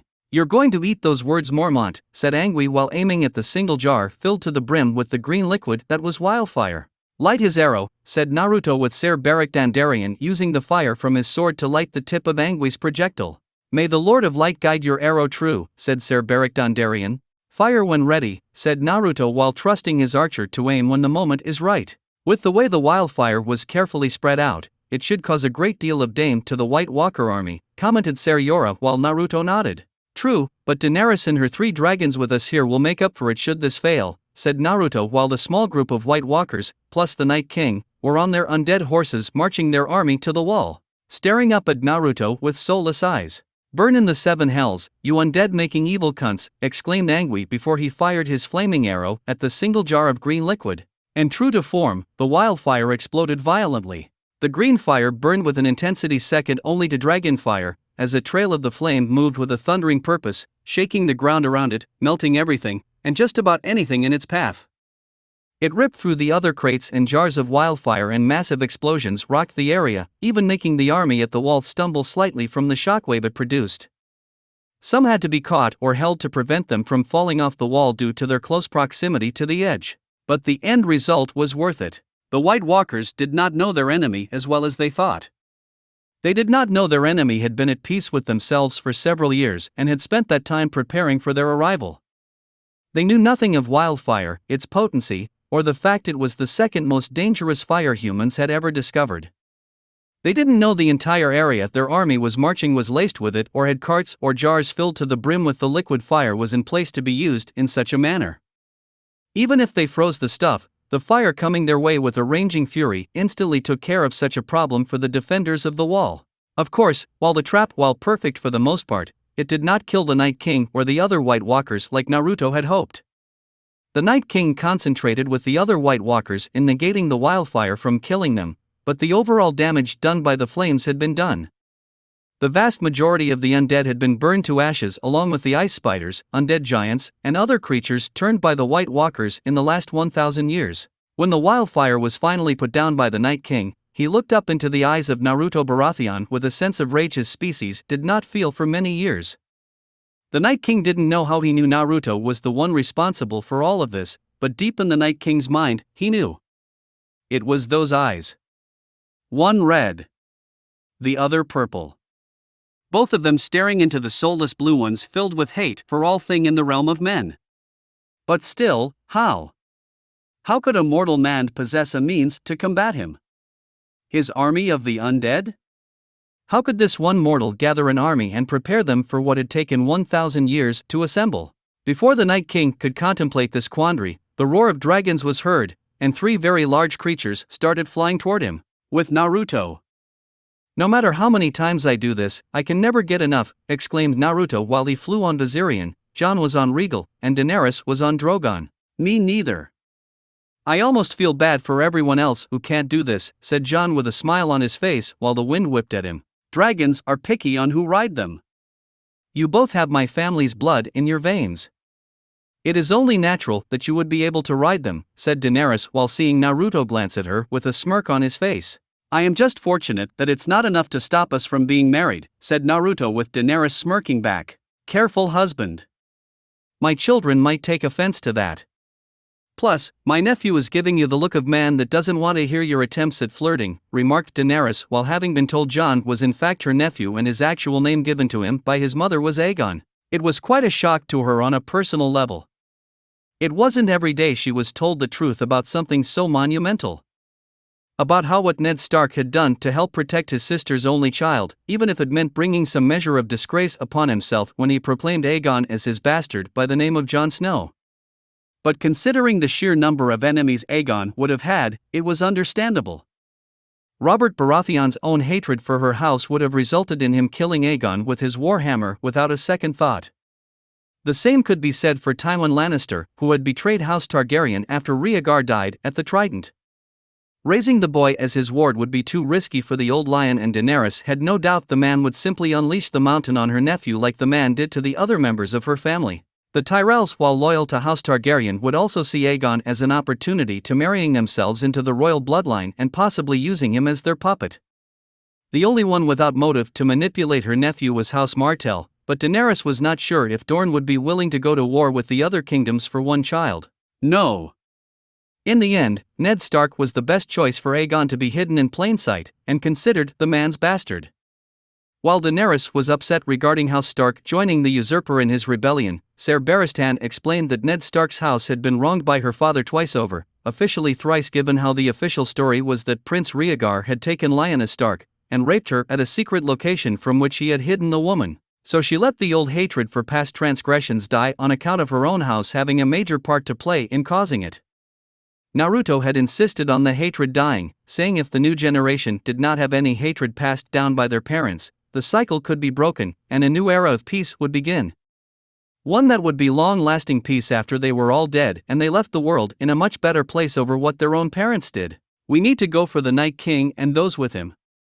When he falls, the others will fall too," exclaimed Jon with the secret Targaryen, snapping Daenerys out of her musings. "Agreed. Daenerys, attack any strangling whites or ice spiders with Drogon, Rhaegal, and Viserion. Jon and I will go after the big fish," said Naruto with Jon drawing Longclaw from his sheath. "I'll also signal for the rest of the army to come," said Daenerys while Naruto nodded, knowing they had practically annihilated the army of the White Walkers. All that was left was to kill the fuckers and what whites were left under their command, which Naruto intended to do as quickly as possible. He didn't even let Viserion land fully on the ground and leaped off the dragon onto the ground. Jon did the same though at a lower and safer distance to the ground and charged at the enemy. From the base of the wall of Eastwatch, men charged out, running toward the remaining White Walkers, their undead army, and to finally slay the evil that had haunted their ancestors for generations. The White Walkers themselves were angry beyond measure. They couldn't even use their ice spear they had with them to kill the dragons flying through the air, creating a wall of fire behind them. They were trapped with what little of an army they had left that was not burned by wildfire or dragonfire. What's worse, an army from the opposition was headed their way, and the leader was already upon them with a sword made of Valyrian steel. A steel they knew from past experience could kill them just as dragonglass could. They sent their remaining army charging at Naruto and his army. They would see this man slain and make his corpse rise to serve their purpose in demoralizing the opposition. Unfortunately, they had underestimated Naruto, Jon, and the entire army of living men now charging at them with weapons capable of defeating them. The king of the Seven Kingdoms himself had already killed quite a few whites already and ducked underneath a sword strike by the Night King himself. Soon, the two of them were locked in a battle of supremacy while everyone was fighting around them. The Night King snarled in fury at his enemy while trying to kill the Baratheon king of the Seven Kingdoms. How? How could this happen? He had foreseen events of the future. This man was not part of it. He saw the fall of the dragons and the rise of the stag with the backing of the lion. He saw the death of the strongest wolves through the corruption of men. The very evil done by men, who were known to produce it, would weaken them to the point where they were too weak to oppose his might. His powers of foresight had shown such events happening, so why didn't it happen like his visions had shown him? The Night King's thought process on the issue was interrupted when Naruto broke the deadlock and sliced through his arm. The White Walker howled and roared in pain before he snarled at Naruto and tried to turn him to ice by attempting to grab the king's face. It all failed miserably, of course, as Naruto slashed the other arm off, followed by the Night King's head. The moment the blade disconnected the Night King's head from his body, and the other whites around him fell to pieces like shattered ice. The 3 remaining White Walkers tried to retreat, but one was struck down by Jon's trusty long claw. The second one was slain by the trusty sword ice wielded by Robb Stark. The third and final one was shot at by Ygritte with a Dragonglass arrow hitting the creature directly through its skull. When it was all over, the troops cheered at the sight of their ancient enemy being slain before their very eyes. It had been a fearful time for them and all of the 7 kingdoms of the Second Darkness, with this one being at risk of never ending. A cold winter so cruel and terrible that it was better to simply kill yourself and your own offspring to prevent them from suffering in such a hell. But now that time would not happen. At least not in their lifetime. Let's return to the wall. We now have much to celebrate, ordered Naruto, with everyone nodding and chanting his name while they walked back with heads held high. Eastwatch sometime later. The entire army was in celebration. Wine, food, and any songs being played, with those singing trying to sing the words that went with it. Though that last part was difficult given how drunk people were getting right now and laughing at having bested the sworn enemy of men. And it was all thanks to greatness of their king. A true king of men. Naruto of House Baratheon. Of course, not everyone was truly merry. There was one who was not into the whole celebration, like his cousin Lancel. Jaime Lannister had been swirling the wine in his own goblet for some time now while in deep thought. Lancel was making merry with the other members of the Night's Watch, the other houses, and the army that House Lannister had sent along with everyone else. Tywin Lannister would have come himself, but he felt it was necessary to raise his future heir and grandson Tyros Lannister, and Kevin doing the same with his own grandson Atticus Lannister. Still, House Lannister sent over a descent army to help repel the White Walkers, so it was enough. But for Jaime, it was not enough. He wanted some measure of redemption? Absolution? Something. With that in mind, one Jaime Lannister walked over to the King of the 7 Kingdoms, currently sitting at the main table within the main hall of Eastwatch, for a long, hard, yet hopefully discreet talk. Easier said than done given how the Kingsguard around Naruto were not drunk or being merry, since they were charged with protecting him at all times. Even during this moment of celebrating with everyone around them. Though Naruto wasn't like his father when it came to these things, with drinking himself stupid and fucking the nearest woman who he found would make a night of passion worth the hangover. No. Naruto had more control over himself, and it showed with him having his wine in healthy doses, but not to the point of being so drunk that he couldn't even talk straight. "Uncle," commented Naruto calmly while noticing 2 of his Kingsguard had their hands on the hilt of their swords. Clearly, they didn't trust the Kingslayer given what he did to earn that particular title and was now almost in range of the current king. Even if the king was the man's nephew. "May I join you?" asked Jaime while the Kingsguard around Naruto all had their hands on the hilt of their swords with glaring eyes. "Of course. Though for safety reasons, you might want to remove your sword." "While I don't believe you would kill me regardless if I was your king or nephew, my guards think otherwise," said Naruto, with Jaime nodding in understanding, and easily removed his sword and handed it to the nearest Kingsguard before sitting in a chair across from him. "I never did thank you for showing me mercy all those years ago in King's Landing. At the time, I was a very proud man. I still am, but my time at the Wall has been a humbling experience," said Jaime while Naruto nodded in agreement. "The Wall does that to people. Takes the most arrogant of men and breaks them. It might not happen right away, but sooner or later, it does," said Naruto calmly, with Jaime just sighing. "After I returned home to Casterly Rock, my father immediately sought out a proper woman he knew was perfect for me. Imagine my own internal shame when my father had to find a woman for me to marry and give him a proper grandson to be his heir. He practically banned moon tea from the Western lands to ensure I didn't secretly have my wife drink it without them knowing," said Jaime while Naruto laughed. "I heard the rumor about that. I also heard the population in the Western lands has nearly doubled as a result," said Naruto, with Jaime smirking before he was serious again. "In any case, I spent what time I had with my wife and son before men from the Night's Watch came to collect me. I still get to visit, of course, but they are not often enough in my mind. The bitter colds here remind me of that daily of what I lost and what I am now denied because of my own stupidity mixed with arrogance, said Jaime while Naruto just listened to him with a serious, yet calm expression. The old saying, we don't know what we have until it's lost to us, comes to mind, uncle. You can still visit your family at Casterly Rock, but the fact those visits are limited helps to keep things in perspective, said Naruto while seeing someone behind Jaime, but did nothing to show that person was behind the Lannister. I know, and it has put things in perspective. Shortly after Cersei was beheaded and I was able to return home, I felt like a weight of some kind had been lifted off of me. All the years I grew up learning from my father, and to be the best at everything, to one day become his heir with Cersei around, I felt like a heavy shadow was cast upon my soul, said Jaime while he saw Naruto raise an eyebrow at him. Could you explain further? Asked Naruto while seeing Jaime shrug. It's hard to explain. Father's expectations of me were already high to unimaginable levels as it was given I was his son. When Cersei was around me, the weight got heavier, and I felt as if someone else was controlling my actions. My impulses to do things had become muddied. As if there was another part of me that would do things, but I knew they were wrong, and yet I did nothing to stop them when I know I should have done things differently. After Cersei died, the strange influence wasn't there anymore, said Jaime with Naruto leaning back in his chair to think for a moment. From the sound of things, Cersei had an unknown influence on you due to the fact the two of you are twins. There have been cases in many cultures and places throughout the world where one twin was slightly more dominant over the other. From the way it sounds, Cersei did that to you on some level, and considering how much you loved your sister, why resist, stated Naruto with Jaime grimacing. She was the schemer between the two of us. Her cruelty to others was considerable at a young age and hated anyone believed to be better than her in any way possible. If Cersei had become a boy, I think she would have become father's true heir, said Jaime while Naruto nodded since his uncle did have a point. Now comes the part of why you are here, said Naruto with Jaime sighing. I request your forgiveness, nephew, said Jaime while Naruto raised an eyebrow. For what? Asked Naruto, knowing the man didn't really do anything to him. For everything.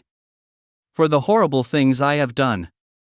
From fucking Cersei to killing Ned Stark's men when he was in King's Landing. From having a hand in siring Joffrey and not doing more in secret to keep his sadistic tendencies at bay. For everything, exclaimed Jaime while Naruto stared at him calmly. For everything? Including the death of my father, asked Daenerys, having heard the entire conversation up to this point. No. I will never apologize for that. Even if the title of Kingslayer stays with me to the day I die, said Jaime while turning slightly to see the woman looking at him with her angry narrowing eyes, with Ser Barristan standing beside her at the ready on one end with unsullied Commander Grey Worm on the other. Why? Asked Daenerys with her voice being firm and sharp. Because he planned to have everyone in King's Landing burn. He wanted everyone in the city to burn using wildfire. I killed him because I knew if I didn't end his life, the lives of everyone in the city would die horrifying deaths. Men, women, children. The old, the young. Rich. Poor. They would have burned. He would have laughed. So yes, I did break my oath to serve your father. Yes, I stabbed him in the back, but only because I had to kill the other Kingsguard around me who didn't do anything to stop him. He saw me killing the other guards in the throne room and tried to run. I wasn't about to suddenly get in front of him and end his life in an honorable way when the lives of an entire city were at stake, said Jaime while Daenerys' eyes softened. I'm afraid it's true, your grace. I spoke with Varys about it and he confirmed what your father had planned for the city when it was being sacked by Tywin Lannister, said Ser Barristan while Daenerys was looking right into her father's murderer. Everyone assumes I did what I did on my father's orders. But I never saw my father until after the sacking of King's Landing and Robert Baratheon took the Iron Throne. Everyone assumed I did it for the glory of House Lannister. But I didn't. I didn't do it for House Lannister. I didn't do it for my father. I didn't do it for myself. I killed the Mad King, to save the lives of an entire city said to hold over 1 million people. And what was my reward for it? I was called Kingslayer. To my face. Behind my back. Mentioned offhand in conversations to my side when people didn't think I was paying attention, said Jaime while his frustration over this boiled over on this issue. You didn't tell anyone this. Why? Asked Daenerys with Jaime's side. Who would have believed me? Ned Stark? He would have said honor demands I keep my oath, or at the very least kill him from the front. Robert Baratheon? Ha! He would have laughed it off, saying it was better to hold shame over me to spite my father. As for my father, he wouldn't care unless it somehow dismissed me from the Kingsguard so I could become his heir. No would have cared. No would have believed me. They would have called me a liar as well as Kingslayer. Why add one more unflattering title to my name, said Jaime with Naruto nodding, since he saw the point given how the world had perceived notions of people when given unflattering titles. The Mad King's death, I do verbally pardon you from uncle. I will give you that much considering the lives you helped save that day, said Naruto while Daenerys frowned him for that. Husband, said Daenerys, but anything else she wanted to say was silenced by a single slightly raised hand and finger. However, I will not absolve you of your many other crimes. One good deed, even one such as yours, does not absolve you of the lives who suffered and were lost through your actions that happened long after the good deed. Through your arrogance, stupidity, and the horrifying incestuous lust for your own twin sister, all of the 7 kingdoms have suffered. Husbands and fathers killed. Mothers, sisters, and daughters were raped and killed. Children were made orphans, and some even suffered worse as a result. And for what? To keep the disgusting fact, you were fucking your own twin sister behind my father's back? Behind your own? To protect your 3 children, with 2 out of 3 of them being the only ones worth protecting because they lacked psychotic tendencies? Do not insult me, uncle. Varys told me of your little joke you made to my mother about the whole issue. The war for Cersei's cunt was what you said to her. Well, in a way, you did get such a war, uncle. Granted, you spent most of the war as a prisoner, but that is beside the point, said Naruto with Jaime wincing since he had mentioned that to Cersei at the time. Funny how things you say can come back to bite you in the balls, said Jaime with his nephew smirking at that before it became serious. I can't help you, uncle. You made your own personal hell. Don't be surprised when the demons that crawl out'd make your life completely miserable, said Naruto while Jaime nodding since this was the case. Thanks, nephew. While I did not get the forgives I wished, I will take what little you have given me, said Jaime with a small smile before he walked away. I would have preferred he was eaten by Drogon after being burned alive for his past crimes against my house, said Daenerys coldly. If that were true, then everyone from House Stark, House Baratheon, House Lannister, House Tyrell, House Martell, House Tully, House Greyjoy, and even House Targaryen itself would have to suffer such a fate. You forget, every house throughout the 7 kingdoms has done something wrong to someone else. We are starting off with a clean slate and have been for the last few years, and I will not allow old hatreds and grudges raise their ugly heads to start old feuds, said Naruto firmly with Daenerys nodding in agreement, though it was clear she did not fully agree. Still, for the sake of leaving this world in a better place, Daenerys would let this grudge against Jaime Lannister and House Lannister die silently. Epilogue years later. Naruto smiled at his children. So full of life and happiness. Yet they were never given an special pampering treatment. He made sure none of his children were spoiled. Regardless of whether his children were boy or girl, he wanted them to be fighters. Survivors. To be smart, cunning, fierce, yet loyal to their family. Margaery and Sansa were hesitant to embrace that idea with their daughters they had with Naruto, but relented when Naruto explained how evil did not discriminate in terms of gender. Daenerys agreed. She had seen just how cruel the world was to both genders and did not want her children being without the necessary skills to survive in it. To think otherwise would just breed arrogance. Arrogance and stupidity. Sansa had been the next to agree, while Margaery did soon after when Naruto had told her some of things he had seen, if not experienced himself in Essos. Daenerys did the same, as she had told the Tyrell women just how the Unsullied were trained when in Astapor. How they were castrated, how they were beaten, whipped, brutalized to the point of near death. How they became true Unsullied by killing an infant while the mother of said baby had to watch. How 8,000 dead babies had been in a word sacrificed to create all 8,000 of the Unsullied who had fought for her in Essos. Cruelty was not gender discriminate. In the end, Naruto had sons and daughters from all 3 wives capable of holding their own in swordsmanship, archery, living off the land, and of course, politics. Just because the Game of Thrones had become one of stability and peacefulness did not mean it would be forever. Naruto had instructed his children well in this and told them that the heir to his throne as king would have the weight of the entire 7 kingdoms themselves on their shoulders. their wardens, their houses, their bannermen. Naruto made sure they all understood the realm of politics, even if they were not going to have to deal with such cutthroat methods, the gods willing, in their lifetime. They grow up fast. "Don't they, Your Grace?" asked Tyrion with a smile while seeing the king's eldest son from Daenerys talking to Tyrion's daughter Joanna after his late mother to honor her memory. "That they do. It seems only yesterday they were both little children. Now look at them. So strong. Full of life," said Naruto while seeing Joanna talking her distant cousin. "I never did thank you for giving us your blessing in marrying Shay. After all these years, I never truly said it. Now I do."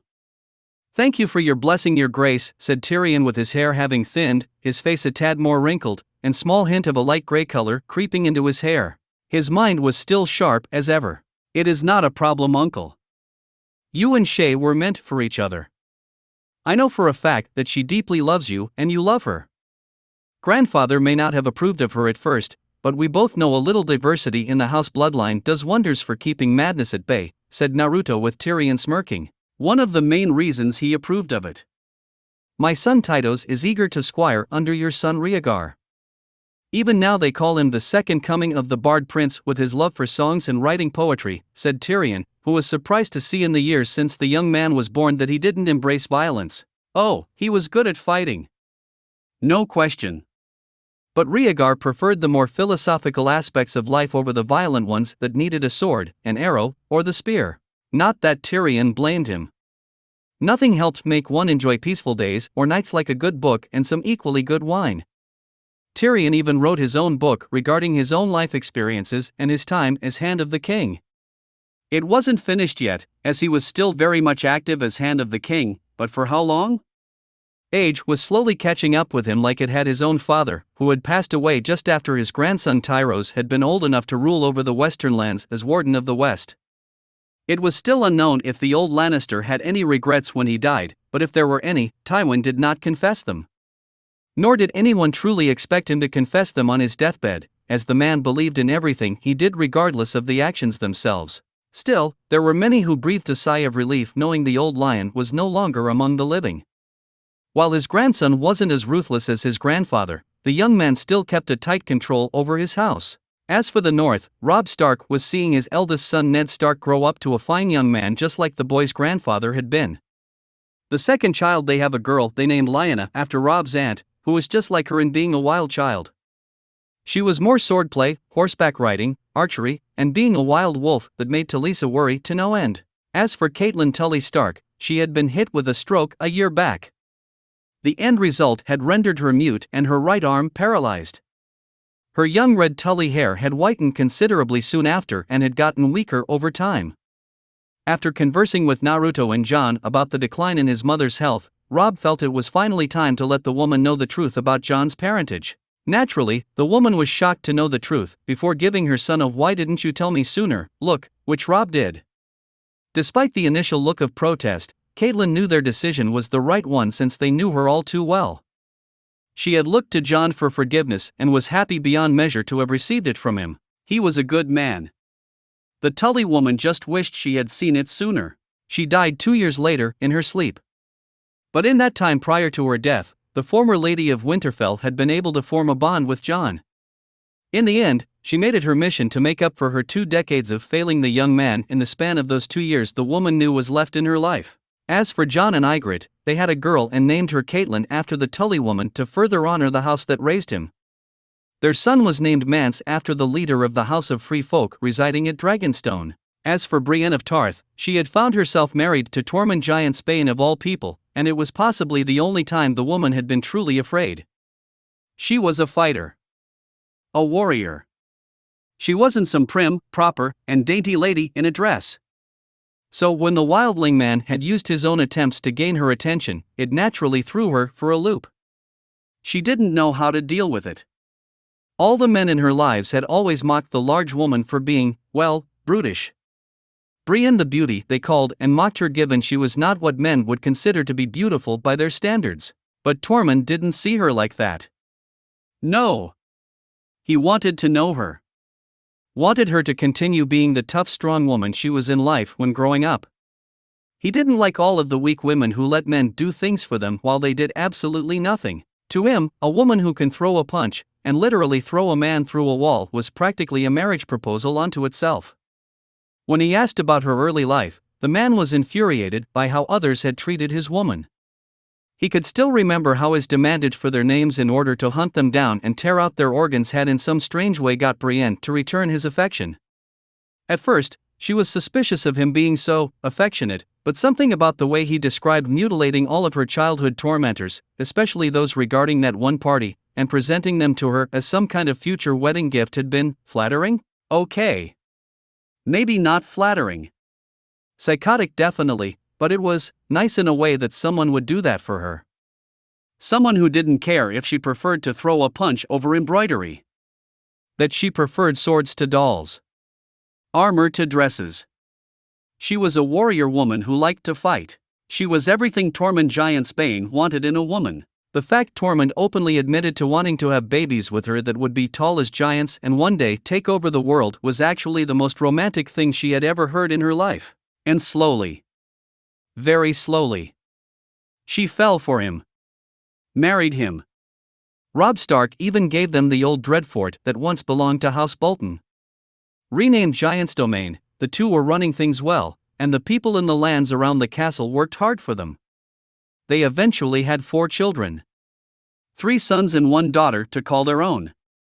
While their children were not giants who would one day take over the world, each child was strong, and loved a good fight when suiting them. They made both parents very proud. As for Naruto, he was content with his life.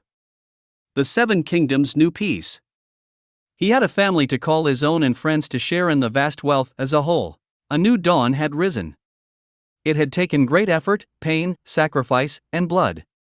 But peace had been achieved and it wasn't going away anytime soon. That's it for this reading. Hit like and subscribe for a free ticket pass going to the different worlds of anime fanfiction. Looking forward to having you on board again.